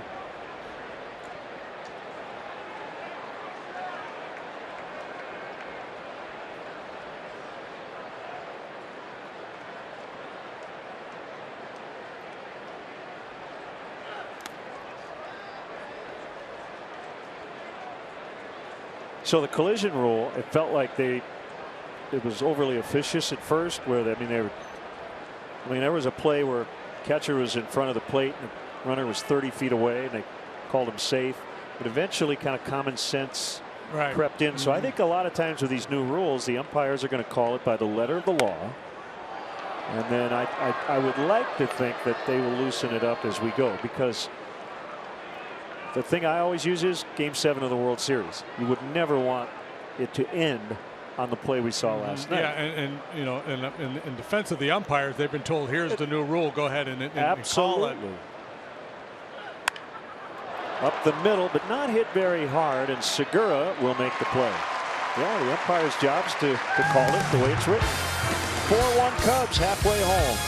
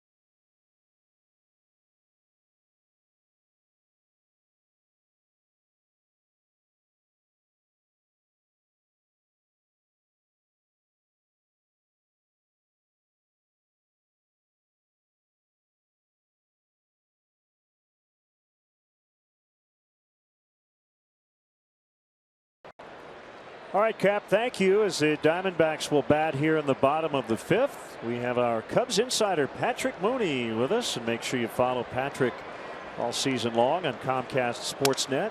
Broken bat pop up by Drury, and it'll get out of play. Patrick's brought to you by Nationwide agent Jeff Vukovich. Visit Jeff at jeffvuk.com. Nationwide is on your side. You spoke with Kyle Schwarber today. How are his spirits? I think surprisingly well. I mean, obviously this is a devastating injury, but you know, he vows to come back, you know, bigger, faster, stronger. That he's going to look at it as, you know, a year he didn't plan for, but to try and, you know, come back and be the same player that he was, so electrifying, so dynamic when he came up as a rookie last year. Also, Dexter Fowler today said neither guy called for the ball, correct? He compared it to basically a car crash, that you call it if you think you can get it. A split-second decision. It was kind of perfect storm where the ball was hit. And Dexter saw him out of the corner of his eye kind of at the last possible moment. And at that point, there's nothing they could do. They're playing the game, you know, the right way, and things like that are going to happen. Fowler in center, and his hip was a little sore after that collision, which you would expect.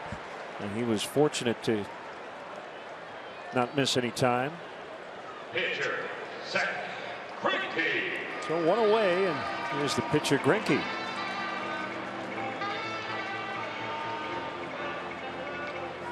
Carl Hendricks has been very good early on tonight. What are you working on now, Patrick? What's the latest breaking story you're going to come with? I just finished the Schwarber update.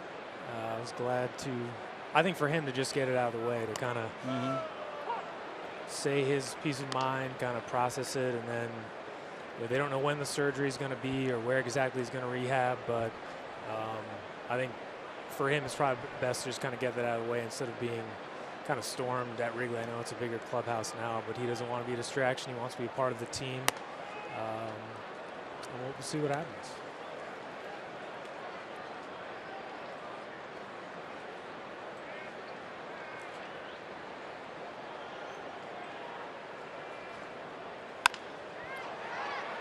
Russell gets Greinke. We were just talking about replay review and the new sliding rule, and someone tweeted, you know, they did go to New York. I think the original call was last night interference. They did check the replay. Now there are umpires who rotate through New York, so they're kind of involved on both ends of it. The Cubs have not yet been involved in any sort of controversial replay, but it's probably just a matter of time. Well, if you guys noticed in the dugout, they have their Cub way do's and don'ts for the slide rule, two simple reminders before they go out onto the field. Just slide to the bag, right? Mm-hmm. That's the key. And it is funny, we spend a lot of time talking about the minutia and the nuances of all these things. What I gather, Joe's mantra basically with the players, JD, is just play the game. Right? Yeah, for the most part. Yeah, I think so. But I think as these incidents happen, there will be more reminders to guys. All right, let's be sure. Yep. Little leaping grab by Zobrist as he robs Nick Ahmed. Patrick, always a pleasure. Thanks for dropping by. Our Cubs Insider. It is 4-1 Cubs.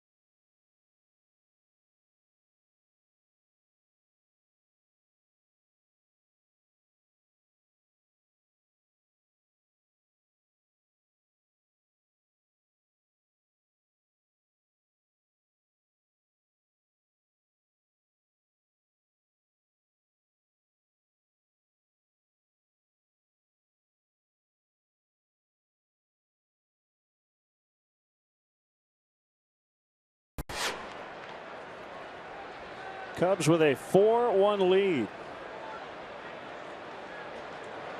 Kyle Hendricks is on the better of it so far as he will bat against Zach Greinke.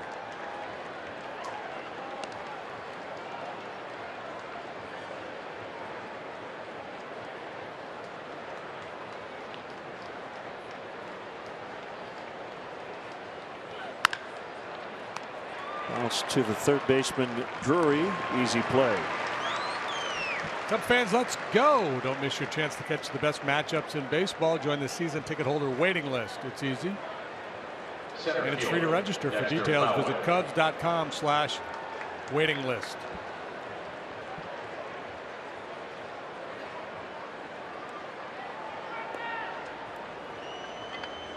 Andrew Chafin. Southpaw is up. There's Fowler with one out. It's a strike.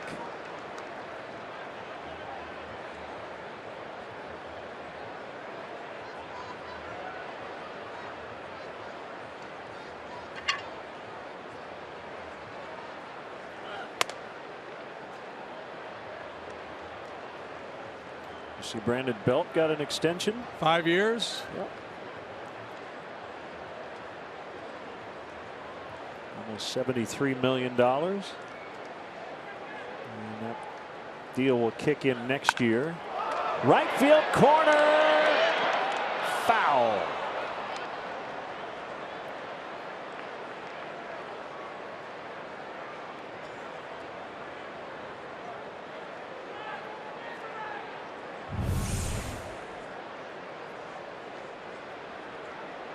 Not by much, but definitely foul.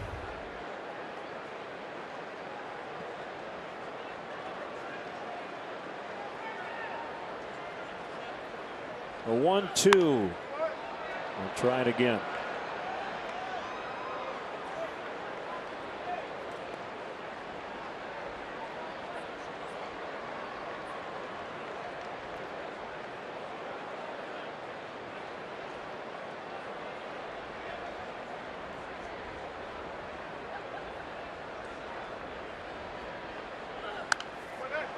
Fouled back just as we went off the air last night. We were talking about the Ross Stripling no-hitter, and he was taken out during the no-hitter. The Giants tied it on a home run off Chris Hatcher, and Brandon Crawford would later win it with a home run in the 10th. Dodgers a 3-2 winner today. Swing and a miss. He got him. Well, strike three. But Madison Bumgarner homered again off Clayton Kershaw. He's done that a couple of times, hasn't he? Yeah. Right fielder Jason Hayward. Yeah, the Stripling decision last night to pull him by Dave Roberts with a lot of consternation around the game. But the kid's father said, "I'm glad they did it." He was coming off Tommy John surgery. What did he get? 7 1/3? Yeah. Believe so. Yep. So he probably would have, probably another 25 to 30 pitches to get through it, possibly. Then you're up there around 130 pitches. And a lot of pitches made under duress when you're fatigued. Stripling said as much after the game, that he was tired. That is a fair ball. Goldschmidt will handle it. 7 straight retired by Greinke, but he's trailing this ball game 4-1.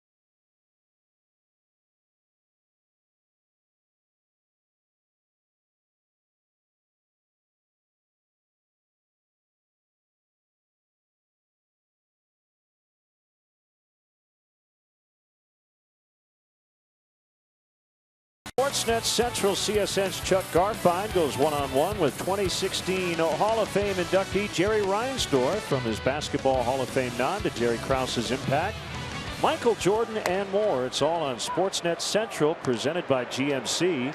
Tomorrow night at 10 right here on Comcast Sportsnet. One strike on Gene Segura. Rare curveball there from Hendricks. He's been throwing a lot of cutters tonight. Segura last time up, Kyle got ahead of him in the count. They made a little bit of a mistake with a fastball out over the plate. He hit it a long way to right for an out.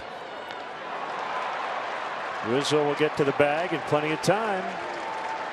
Segura's 0 for 3.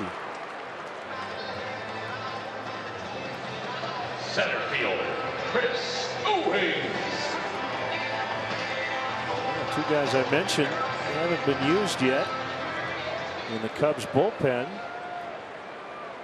are getting loose. Clayton Richard and Adam Warren. Neil Ramirez has also not appeared in a game yet. Talking with Chris Bosio before the game, he said, with all due respect to those guys, it's actually good, right? The starters have been good. Right. Giving guys rest. That save those bullets for later. You don't want to overuse your bullpen here in April. That's for sure.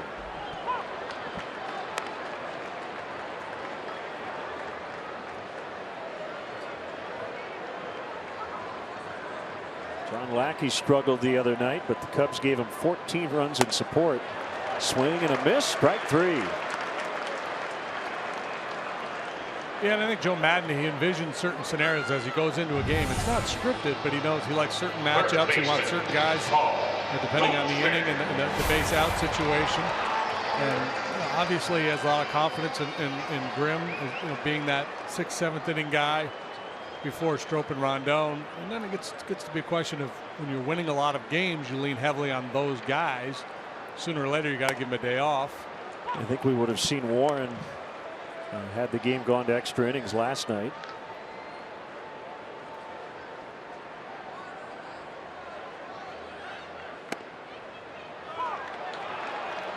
Oh, 2 on Goldschmidt.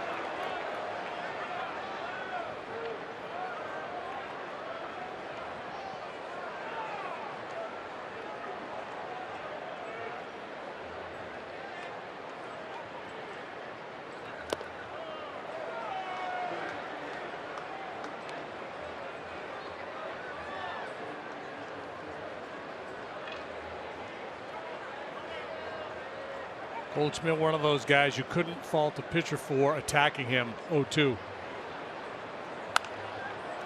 Kind of like Rizzo, some of these dangerous hitters that when you get the jump on them, maybe you're better off, attacking them, no balls, 2 strikes, as opposed to starting to try to get them to chase. Yeah, they will from time to time, but more times than not, they'll lay off that pitch and start to work the count back in their favor. Up the back to the pitcher. Kyle Hendricks has retired 7 straight and leads by 3 after 6.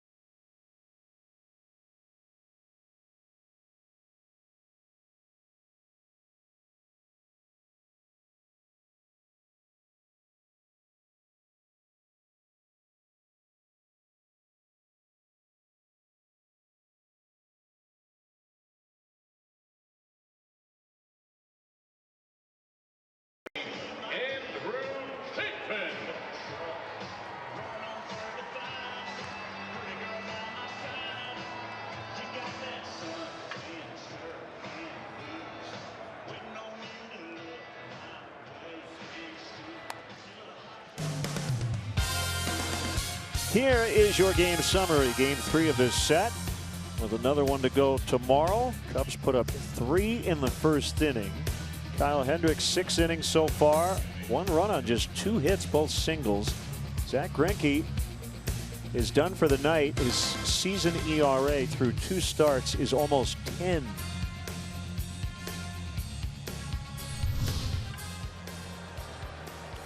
Cubs got the jump on Greinke in the first inning. Posted that 3 spot. Hendricks went to work. And now try to build on this 4-1 lead. Lefty Andrew Chafin in for the D-backs. We saw him in game 1 of the series. He was the pitcher of the game for the Diamondbacks in that one. He's the only guy who didn't give up a run. Ben Zobrist trying to sneak attack and bunts it foul.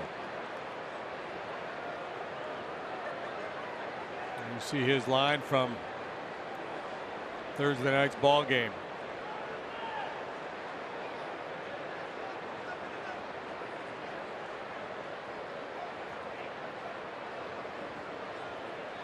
He was a lot better after that first inning. Another attempt and a good one. And Zobrist is safe. Infield hit. 4 plate appearances, 4 reaches, 3 hits and a walk. First baseman Anthony Rizzo.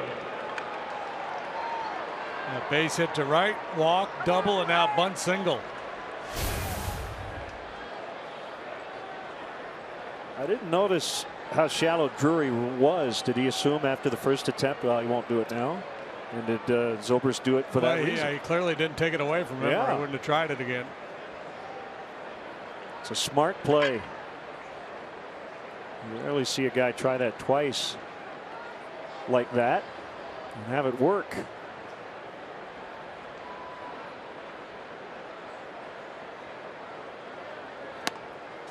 Zobrist has been on base 8 times already this weekend.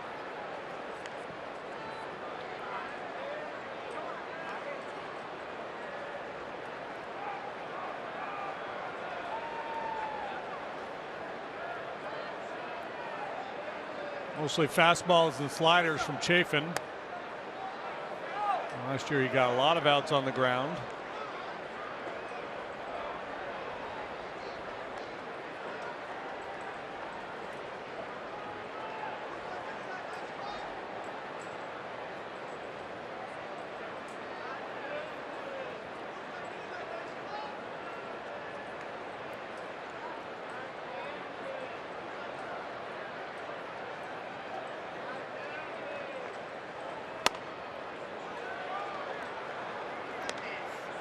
Well, we don't have a dog in the fight, you know, when it comes to Zach Greinke, but when it comes to narratives and the like, I don't think Diamondback fans are going to want to hear that he felt better the last 3 or 4 innings, even though he clearly was better later.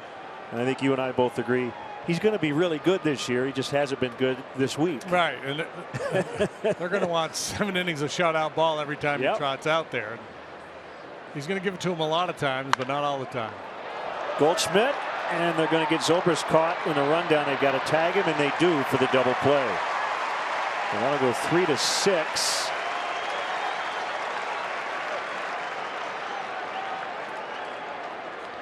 Third baseman Chris Bryant. So Goldschmidt just a step and a half maybe off the base, so a pretty easy play for him just to pivot, tag the bag, and then make that throw over to Ahmed. So 2 outs, nobody on, and now Bryant.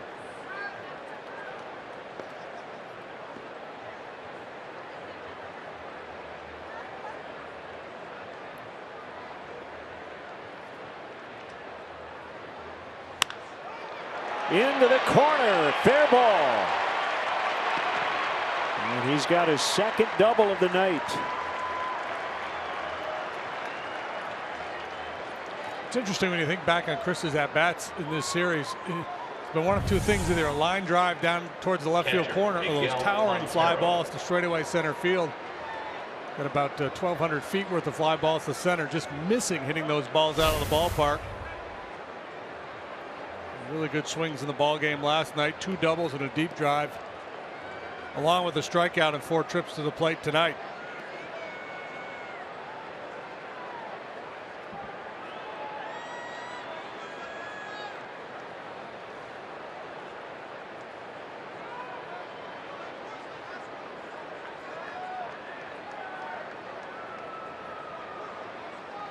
Pitch to Montero is in the dirt.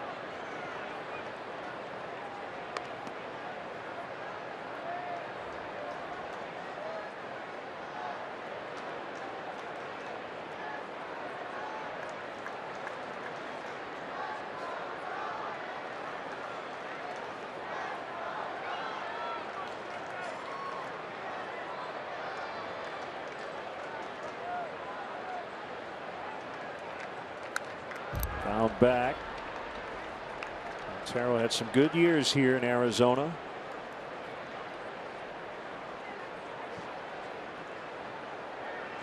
Second season as a Cub.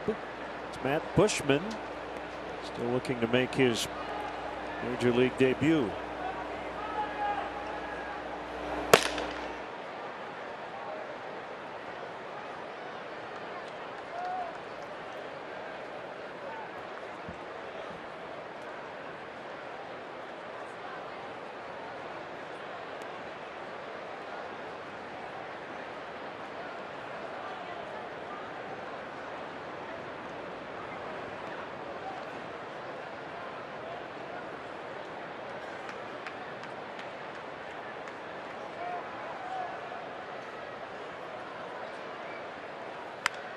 In on the hands and a pop up that will be caught by Ahmed, and it's stretch time, 4-1.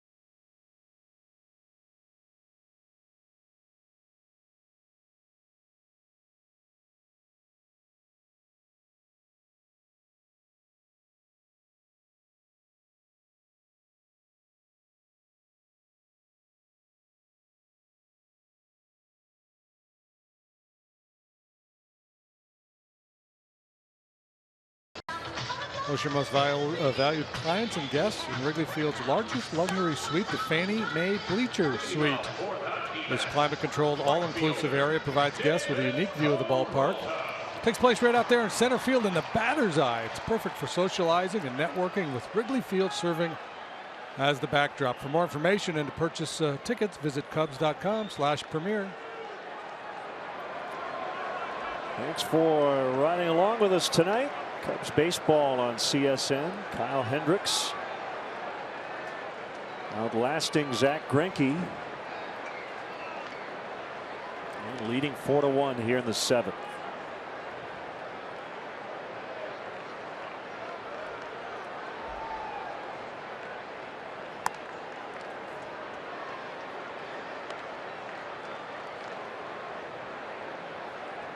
Last year, Kyle's first full year in the big leagues. Finished 8-7, 15-9 now in a Cub uniform. ERA right around 3.5. It was a fastball at 85. 86 that time. Gorgeous night in the Valley.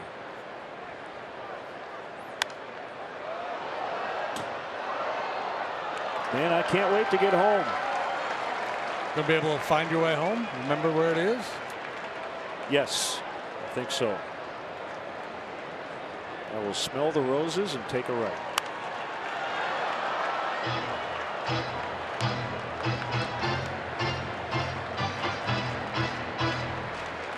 Wrigley Field will be jumping Monday night. Can't wait to see the new clubhouse. Yeah, I've seen some pictures. I've heard it's spectacular.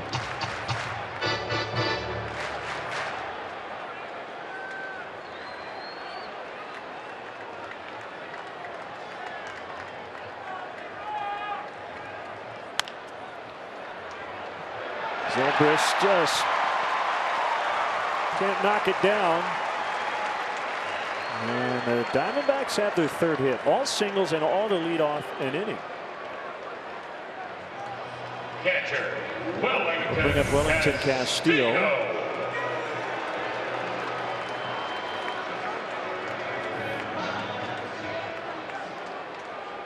Just couldn't quite corral it.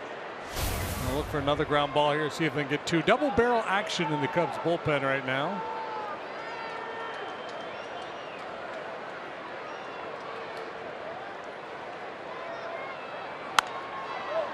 Line foul out of play.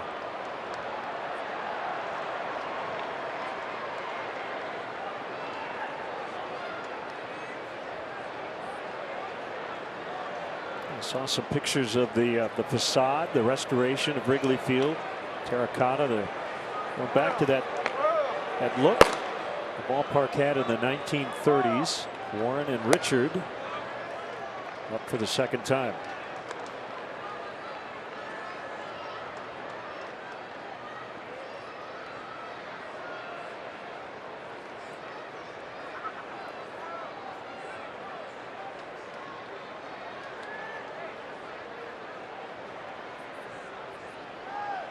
Runner goes, swing and a miss. The throw on a couple of bounces. And Peralta is in with a stolen base. They are committed to running. Second steal, even though they've been down throughout the night. Yeah, and I think a lot of it is just trying to stay on double plays. If Castillo hits a ball on the ground, there's a pretty good chance it's going to turn into a double play. Wellington almost interfered with Montero.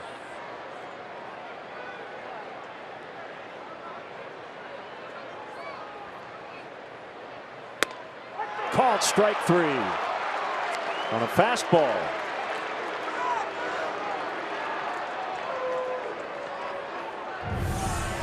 Every fastball he's thrown tonight's either had a little sink or a little cut on it. This one right at the knees at 86 miles an hour. He's sitting right there. I mean, we've seen an 88 out of Kyle here tonight, but the placement has been outstanding. The movement as well. Frustrated Chip Hale.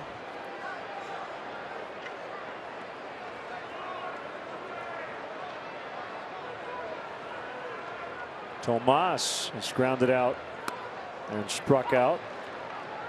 Strike one.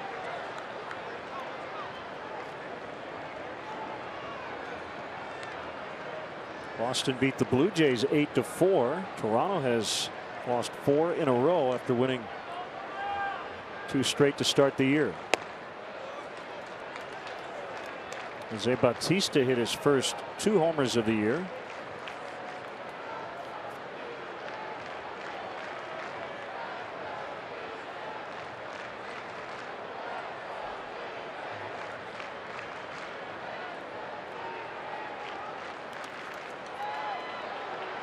Down by Montero. I'm assuming there was not the emphatic bat flip that probably not he showed us in the division series.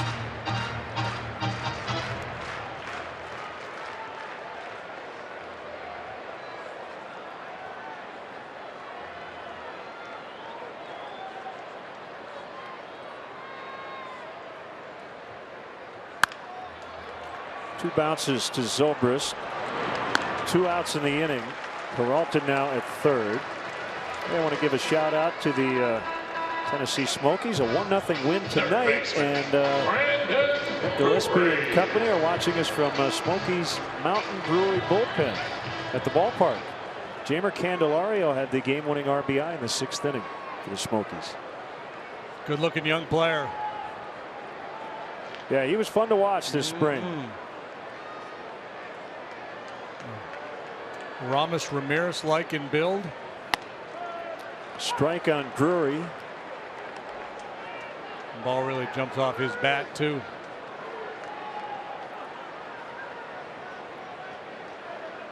And it's nearing 100 pitches, showing no signs of fatigue. Cold left field fair, and it's now 4-2. And the tying run will come to the plate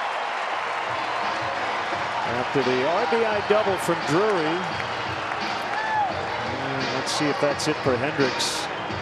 Phil Gosselin, a pinch hitter, coming up. Joe will consult his cards there. He's got breakdowns on every pitcher against every hitter on the other club, and the likelihood of the outcome. Obviously, that's not the only thing he uses to make up his mind about pitching changes, but that's part of the formula. So that will be it for Kyle, and we'll see a Cub debut. Adam Warren came over in the Starlin Castro deal when we return to Phoenix.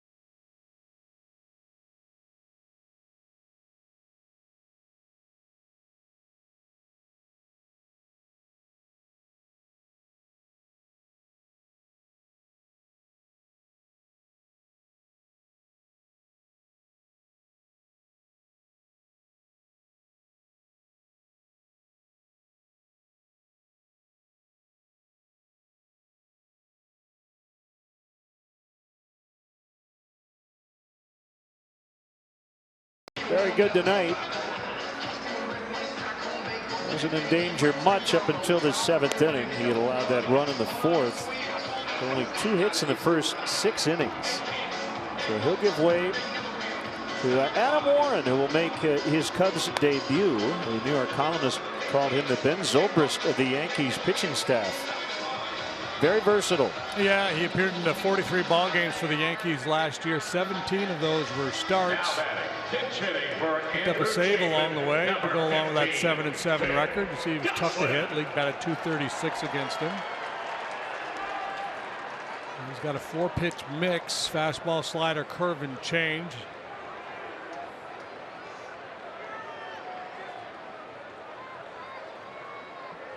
Facing pinch hitter Phil Gosselin. And a late swing, look out. That ball rocketed over the Cubs dugout. Warren was on vacation with his wife when he found out he had been traded. They were on St. Lucia. I guess he does not turn his phone on while on vacation, but I guess they were at a hotel bar and saw the crawl at the bottom of the screen. Yankees Cubs trade. He's like, I wonder who's in this deal. Yeah. Oh, I'm in this deal.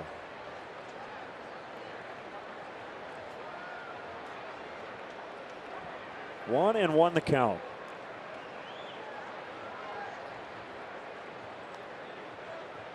First trade of his career. It's always the big one. Could be a little shocking at first.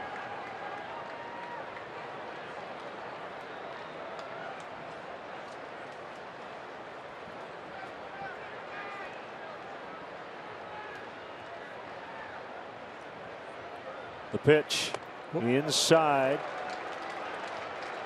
93 might feel like 98 to some of these Diamondback hitters. Gosselin with his first plate appearance, but everybody else had gotten used to 86, 87 from Kyle Hendricks.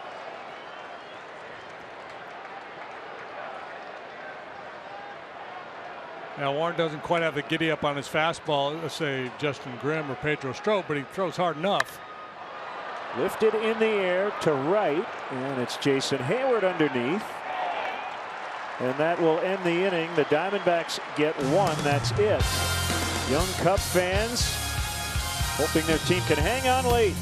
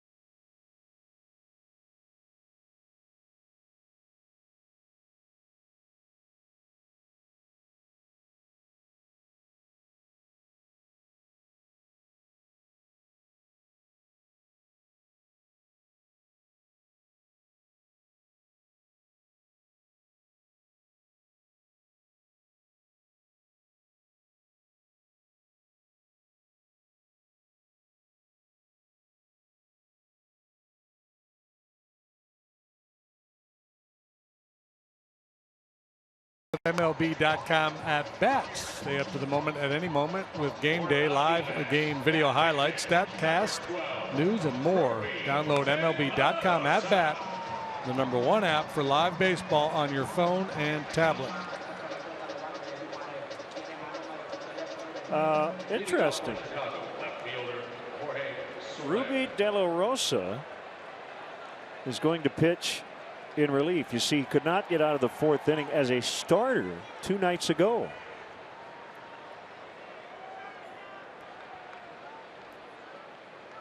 Facing Jorge Soler. Yeah, it's very interesting. Clippard, Hudson, and Ziegler all worked an inning yesterday. I know they, for early in the year, they've played some high-scoring games, and they've had to use their bullpen a fair bit. I don't know if this is an indication that De La Rosa will be moving to the bullpen, or if it's just, hey, it's your throw day and we need you to stay available. Maybe give us an inning, maybe just a couple of outs. We'll see how Chip Hale plays it. Swing and a miss to make it 2-1.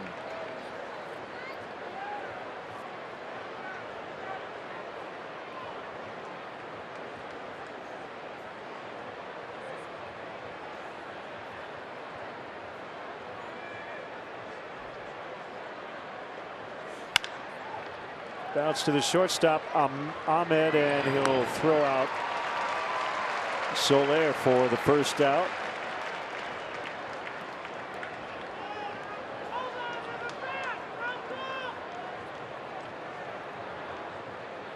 Shortstop, Addison Russell. Here's Russell. Might we see Adam Warren?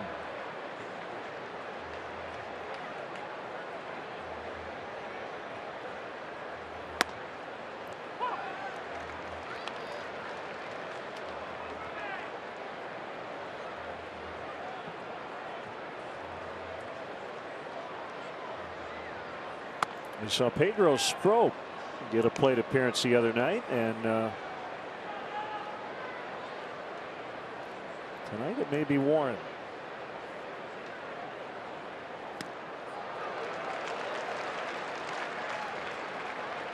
Well, the late great Joe Garagiola, if he was watching this, would say De La Rosa's pitching like he's double parked.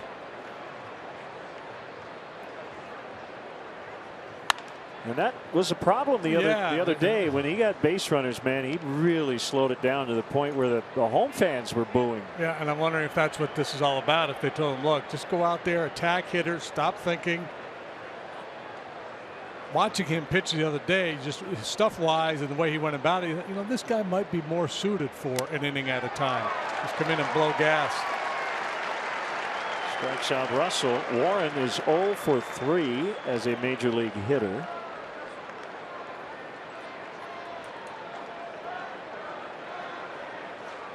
Pitcher Adam Warren. Those at bats came last year. But his line drive percentage 1,000. Or I'm sorry, 50%.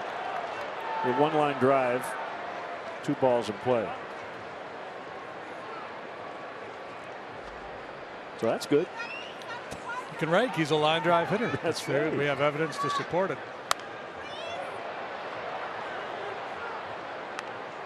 He is not getting cheated.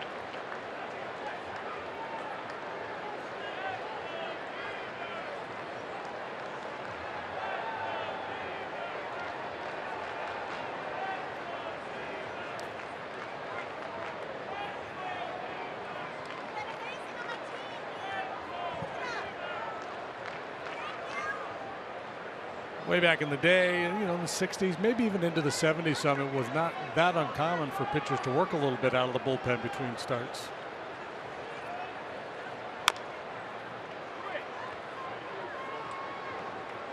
It's fairly common for a lot of guys to throw live batting practice between starts.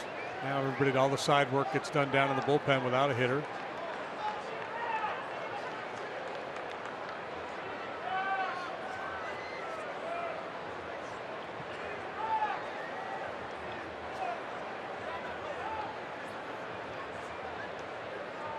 One, two again, called strike 3. 97 from De La Rosa. 4-2 Cubs late.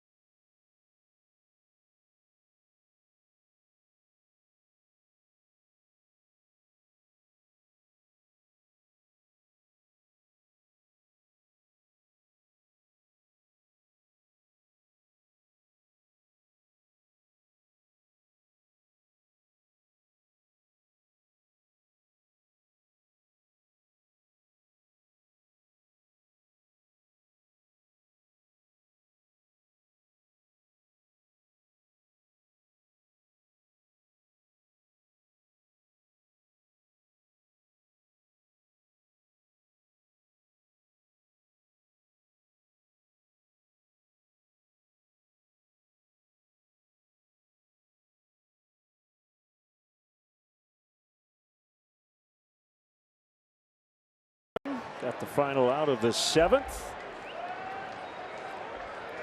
And back out for the bottom of the 8th.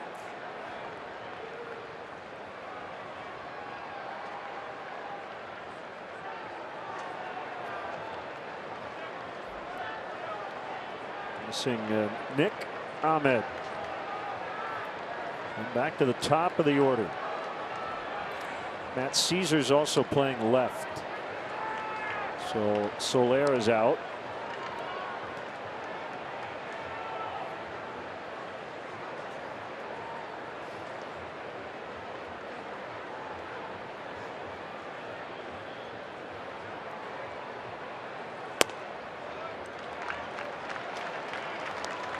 Mentioned when Warren first came into the ball game about the 4-pitch mix, and as a starter, you know, he mixes in all of his pitches a fair bit. I would imagine when working out of the pen, not so much.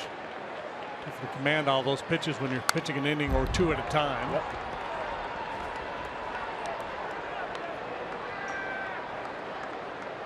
From New Bern, North Carolina, college at Chapel Hill, University of North Carolina, 4th round pick of the Yanks, 2009.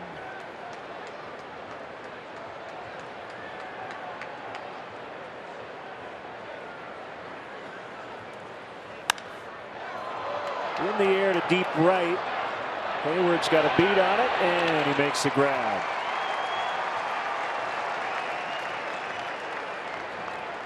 Are you in charge of planning your next social gathering? Plan a day or evening at Wrigley Field and enjoy special perks only available inside the ballpark.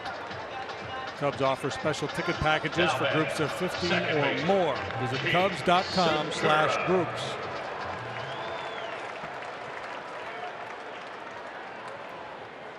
Clayton Richard.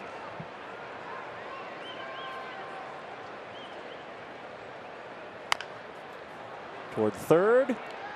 Fair ball. Out at first.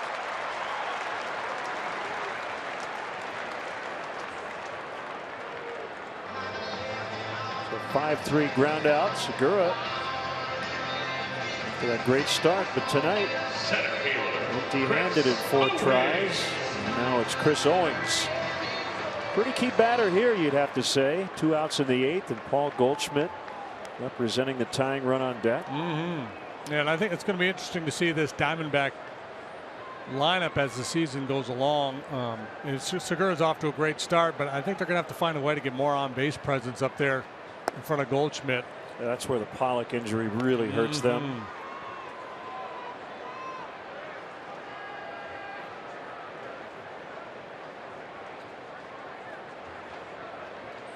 Pollock got on base last year at a 367 clip. It's not easy to replace.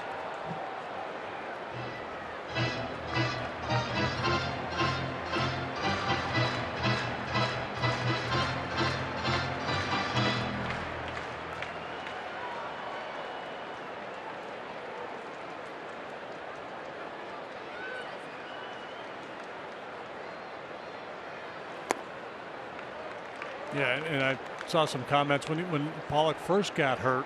You know, it was thought that it would be season ending, and he said, no, I'm not promising anybody anything. I'm going to try to get back before the season's over. His doctor has said recently that he won't even begin to resume baseball activities for 3 months at the earliest.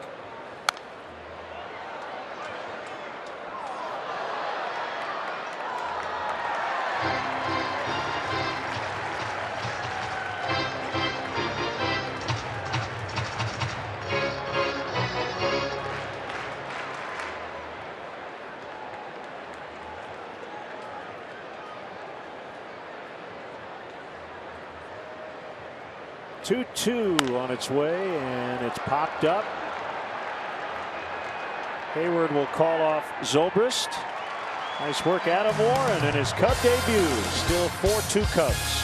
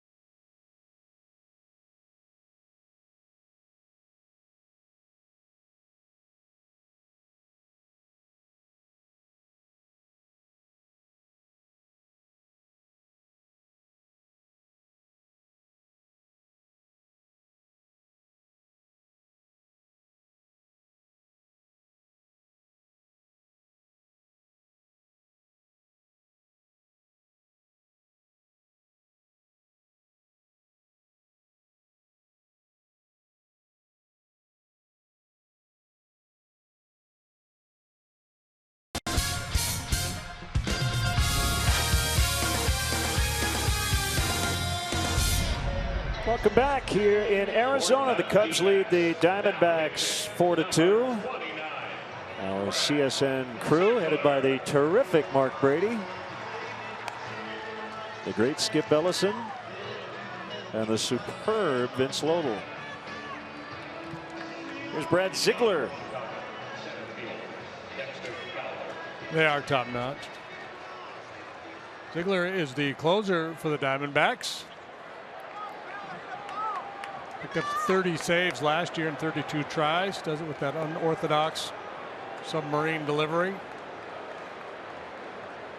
Everything's down around the knees. Almost everything. That's his intent anyway. Just like that. Strike on Fowler. Aaron Cooper, the home plate umpire, has been pretty generous. Not that he's been egregious. He's not giving guys ankle-high pitches, but he's been calling that low pitch most of the night. That will really play to the strengths of Ziegler. Tough to lift that ball. Actually might be inclined to drag a bunt against a guy like Brad Ziegler.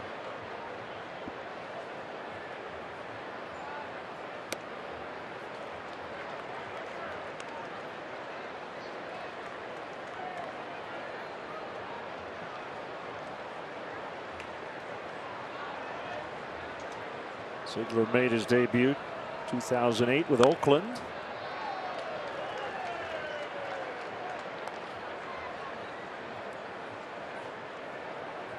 .538 career appearance. He has never made a big league start.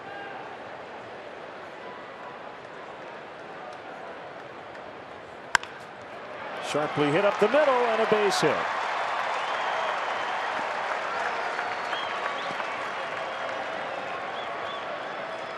Nothing wrong with playing a little add-on in the ninth. 2 times he's been on in 5 trips for Dexter Fowler tonight. Up maybe just a little bit above the knees, but where Fowler could get to it.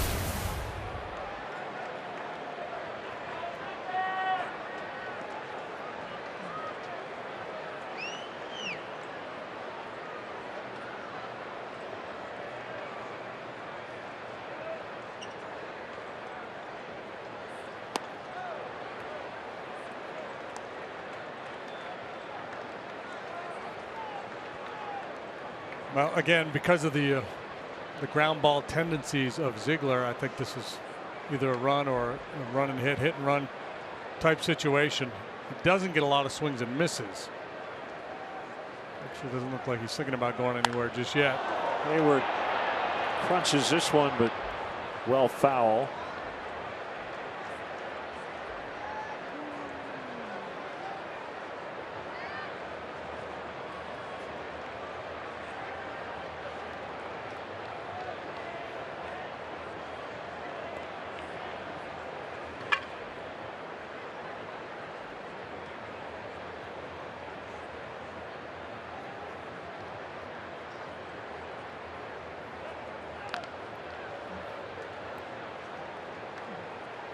Now remember, Dexter, if there's a ground ball, make a bona fide slide into second base.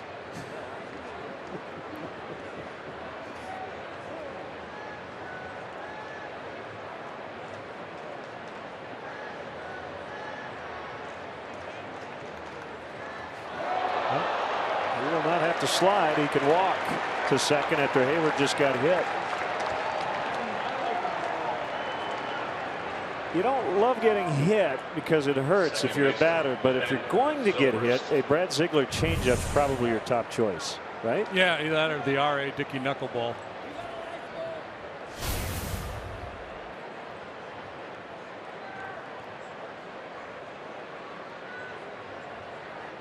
So 2 on, nobody out.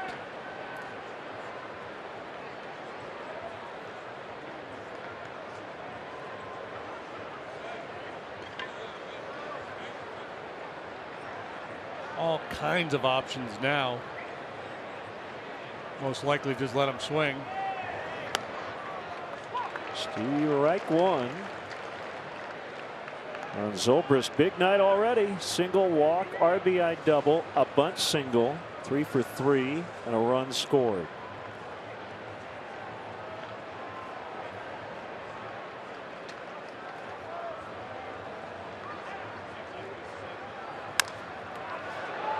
Segura, Ahmed Goldschmidt. That's a 4-6-3 double play, and just like that, 2 down with a runner at third here in the ninth. Yeah, that's what makes Ziegler so effective. Again, he doesn't strike out a lot of people. He's not the typical closer. He's not throwing 97 miles an hour, but he doesn't give up a lot of slugging. He does give up some hits, but a lot of times they're singles. Keeps the double play in order. And if you're not starting base runners, you find yourself vulnerable to the double play ball. Mike Butcher will jog to the mound. You'll see pitching coaches go a little more briskly these days with the 30-second shot clock, so to speak.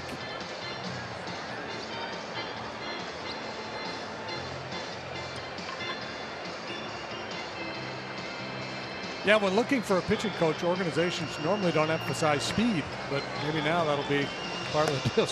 Sorry, you're not fast enough. You can't be our pitching coach. We'll put a clock on him. When you interview Boz for radio tomorrow, ask him what his 40 time is. All right, I will. They're going to intentionally walk Rizzo and face Chris Bryant.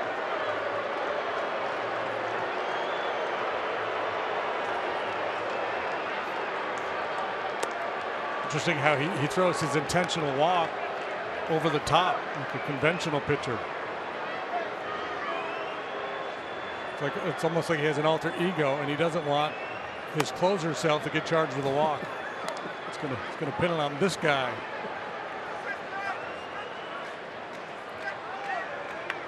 There's some days I wish I knew how your brain worked. Other days I shake my head. And there are some guys that that submariner type pitchers that even when fielding a comeback or throwing to first base, they stay down there because they're just so comfortable. He obviously is capable of more than just that.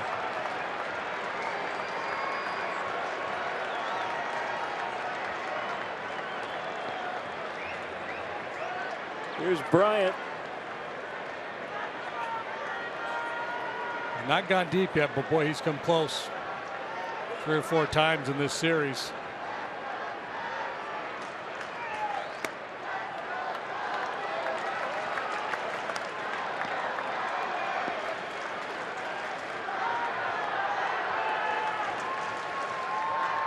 Two doubles and a deep fly out among his 4 ABs tonight.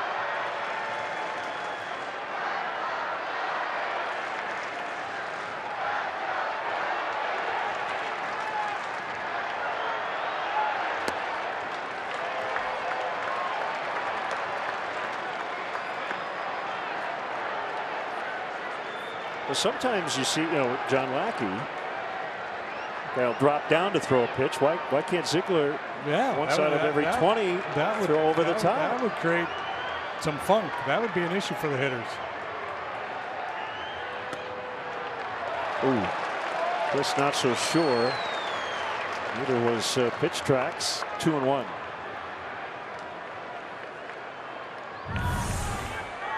Can you get that low ball in the air? That's the question. Yeah, probably a little bit down. Toyota Pitch Tracks had it low.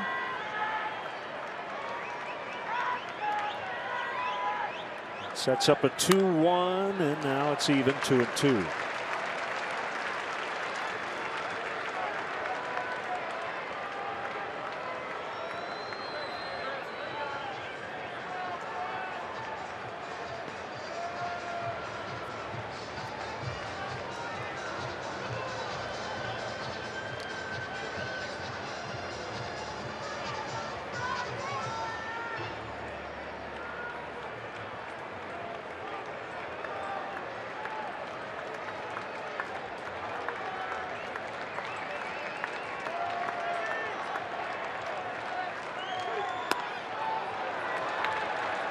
Grant 2, so Rizzo will be reminded of Brandon Hyde to move with this pitch.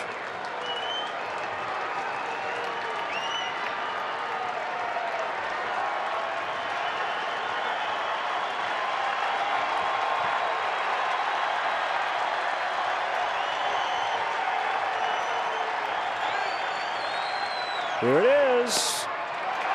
Ball 4. So he did not get the low call that time. No, and how about Chris Bryant's patience, having had a pitch down there, called the strike earlier in the sequence. It would have been awfully tempting to take a hack at that one. But he does not, he doesn't want to change or alter his strike zone based on what the umpire called earlier in the sequence. You get into trouble doing that. You start chasing a lot of bad balls. There's a real good idea of what's a strike and what isn't.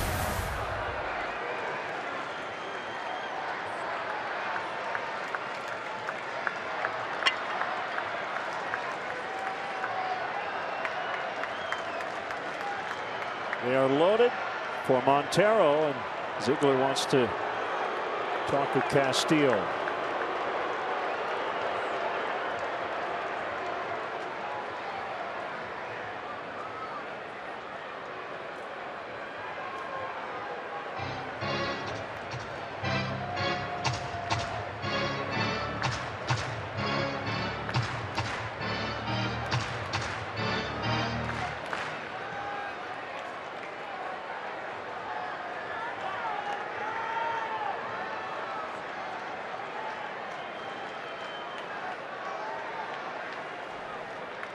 Single hit batter, intentional walk, unintentional walk. And the only reason Ziegler has not allowed a run in this inning is a 4-6-3 double play.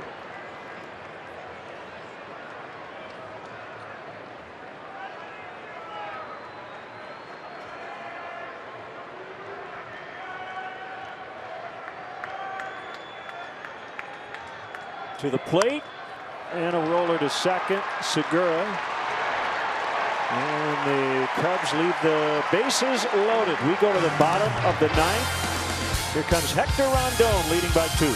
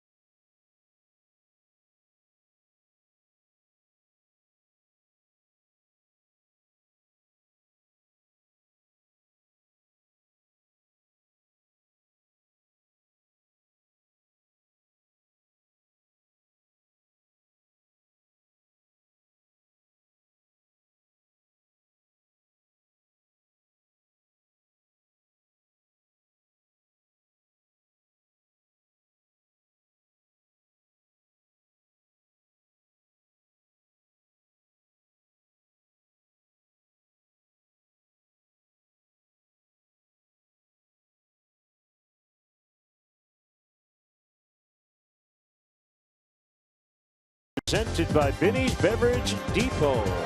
Kyle Hendricks on paper a number 5 going against a number 1 in Zach Greinke, but he was a better starter tonight. He was very efficient. He got spotted 3 runs in the top half of the first inning. Went out there, executed his game plan. Good sinkers and changeups, kept the ball down. Binny's Beverage Depot is the official champagne provider of the Chicago Cubs. And note the Lackey start, Cubs scored 14. So he will be the first to tell you he needs to be better next time. Cubs did win that game. Back to Jake Arrieta tomorrow. Yeah, so first time through the rotation, 4 out of 5. Really solid starts. First save chance for Hector Rondon. We saw him 2 nights ago in a non-save spot. Strikeout 2 in a scoreless ninth. And a strike called on Paul Goldschmidt. 4-2 Cubs. 30 out of 34 with a 167 last year.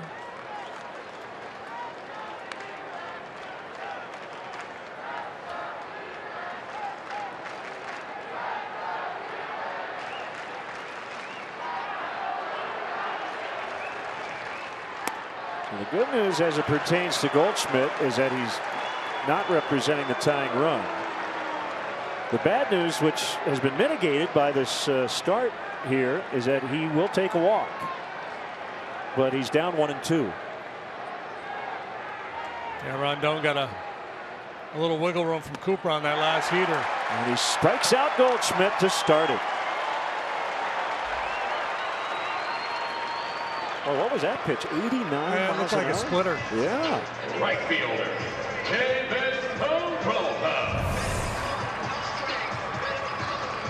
Well, you're right. 89. That's a nice new wrinkle. Yeah, he breaks that out every now and then.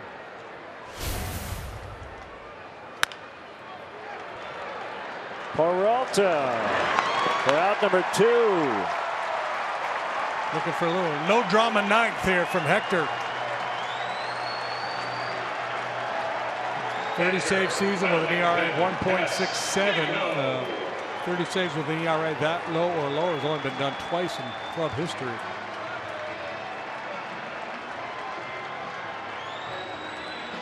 Looking for career save number 60. And he'll face a guy who caught a bunch of those saves. Wellington Castillo.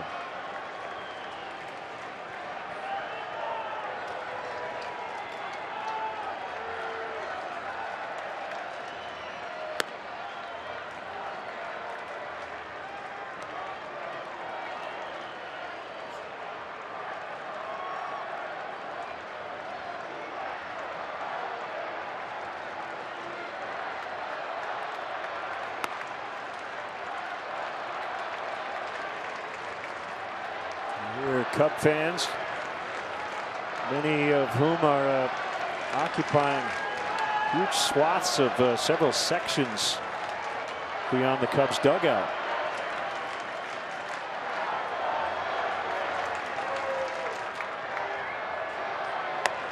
It's like a game of Risk. The armies have captured sections of the ballpark here.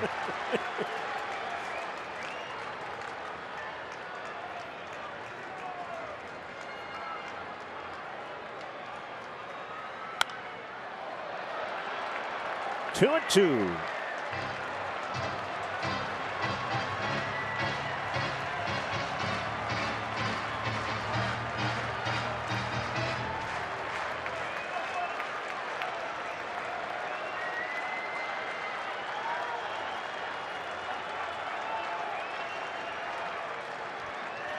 Call strike 3.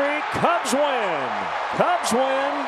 It will be a winning road trip. They're 4-1 to start it, and a chance to go 5-1 with Jake Arrieta on the mound tomorrow. 10 more hits tonight. An ambush of Zach Greinke in the first inning. They throw up a 3-spot. Kyle Hendricks really good tonight. Adam Warren bridging the gap to Rondon. 4 up, 4 down for him, and Jake Arrieta going to the hill tomorrow. That's a whole lot of good news for the guys in blue. We are back on CSN Plus, game 2 of a 3-game set on Wednesday night as the Cubs will host the Cincinnati Reds from Wrigley Field. Coverage starts at 6:30 Central Time. For JD and our entire crew here in Phoenix, Glenn Casper with your final score. Cubs 4, Diamondbacks 2. Stay tuned. Blue Cross Blue Shield Cubs post-game live is next.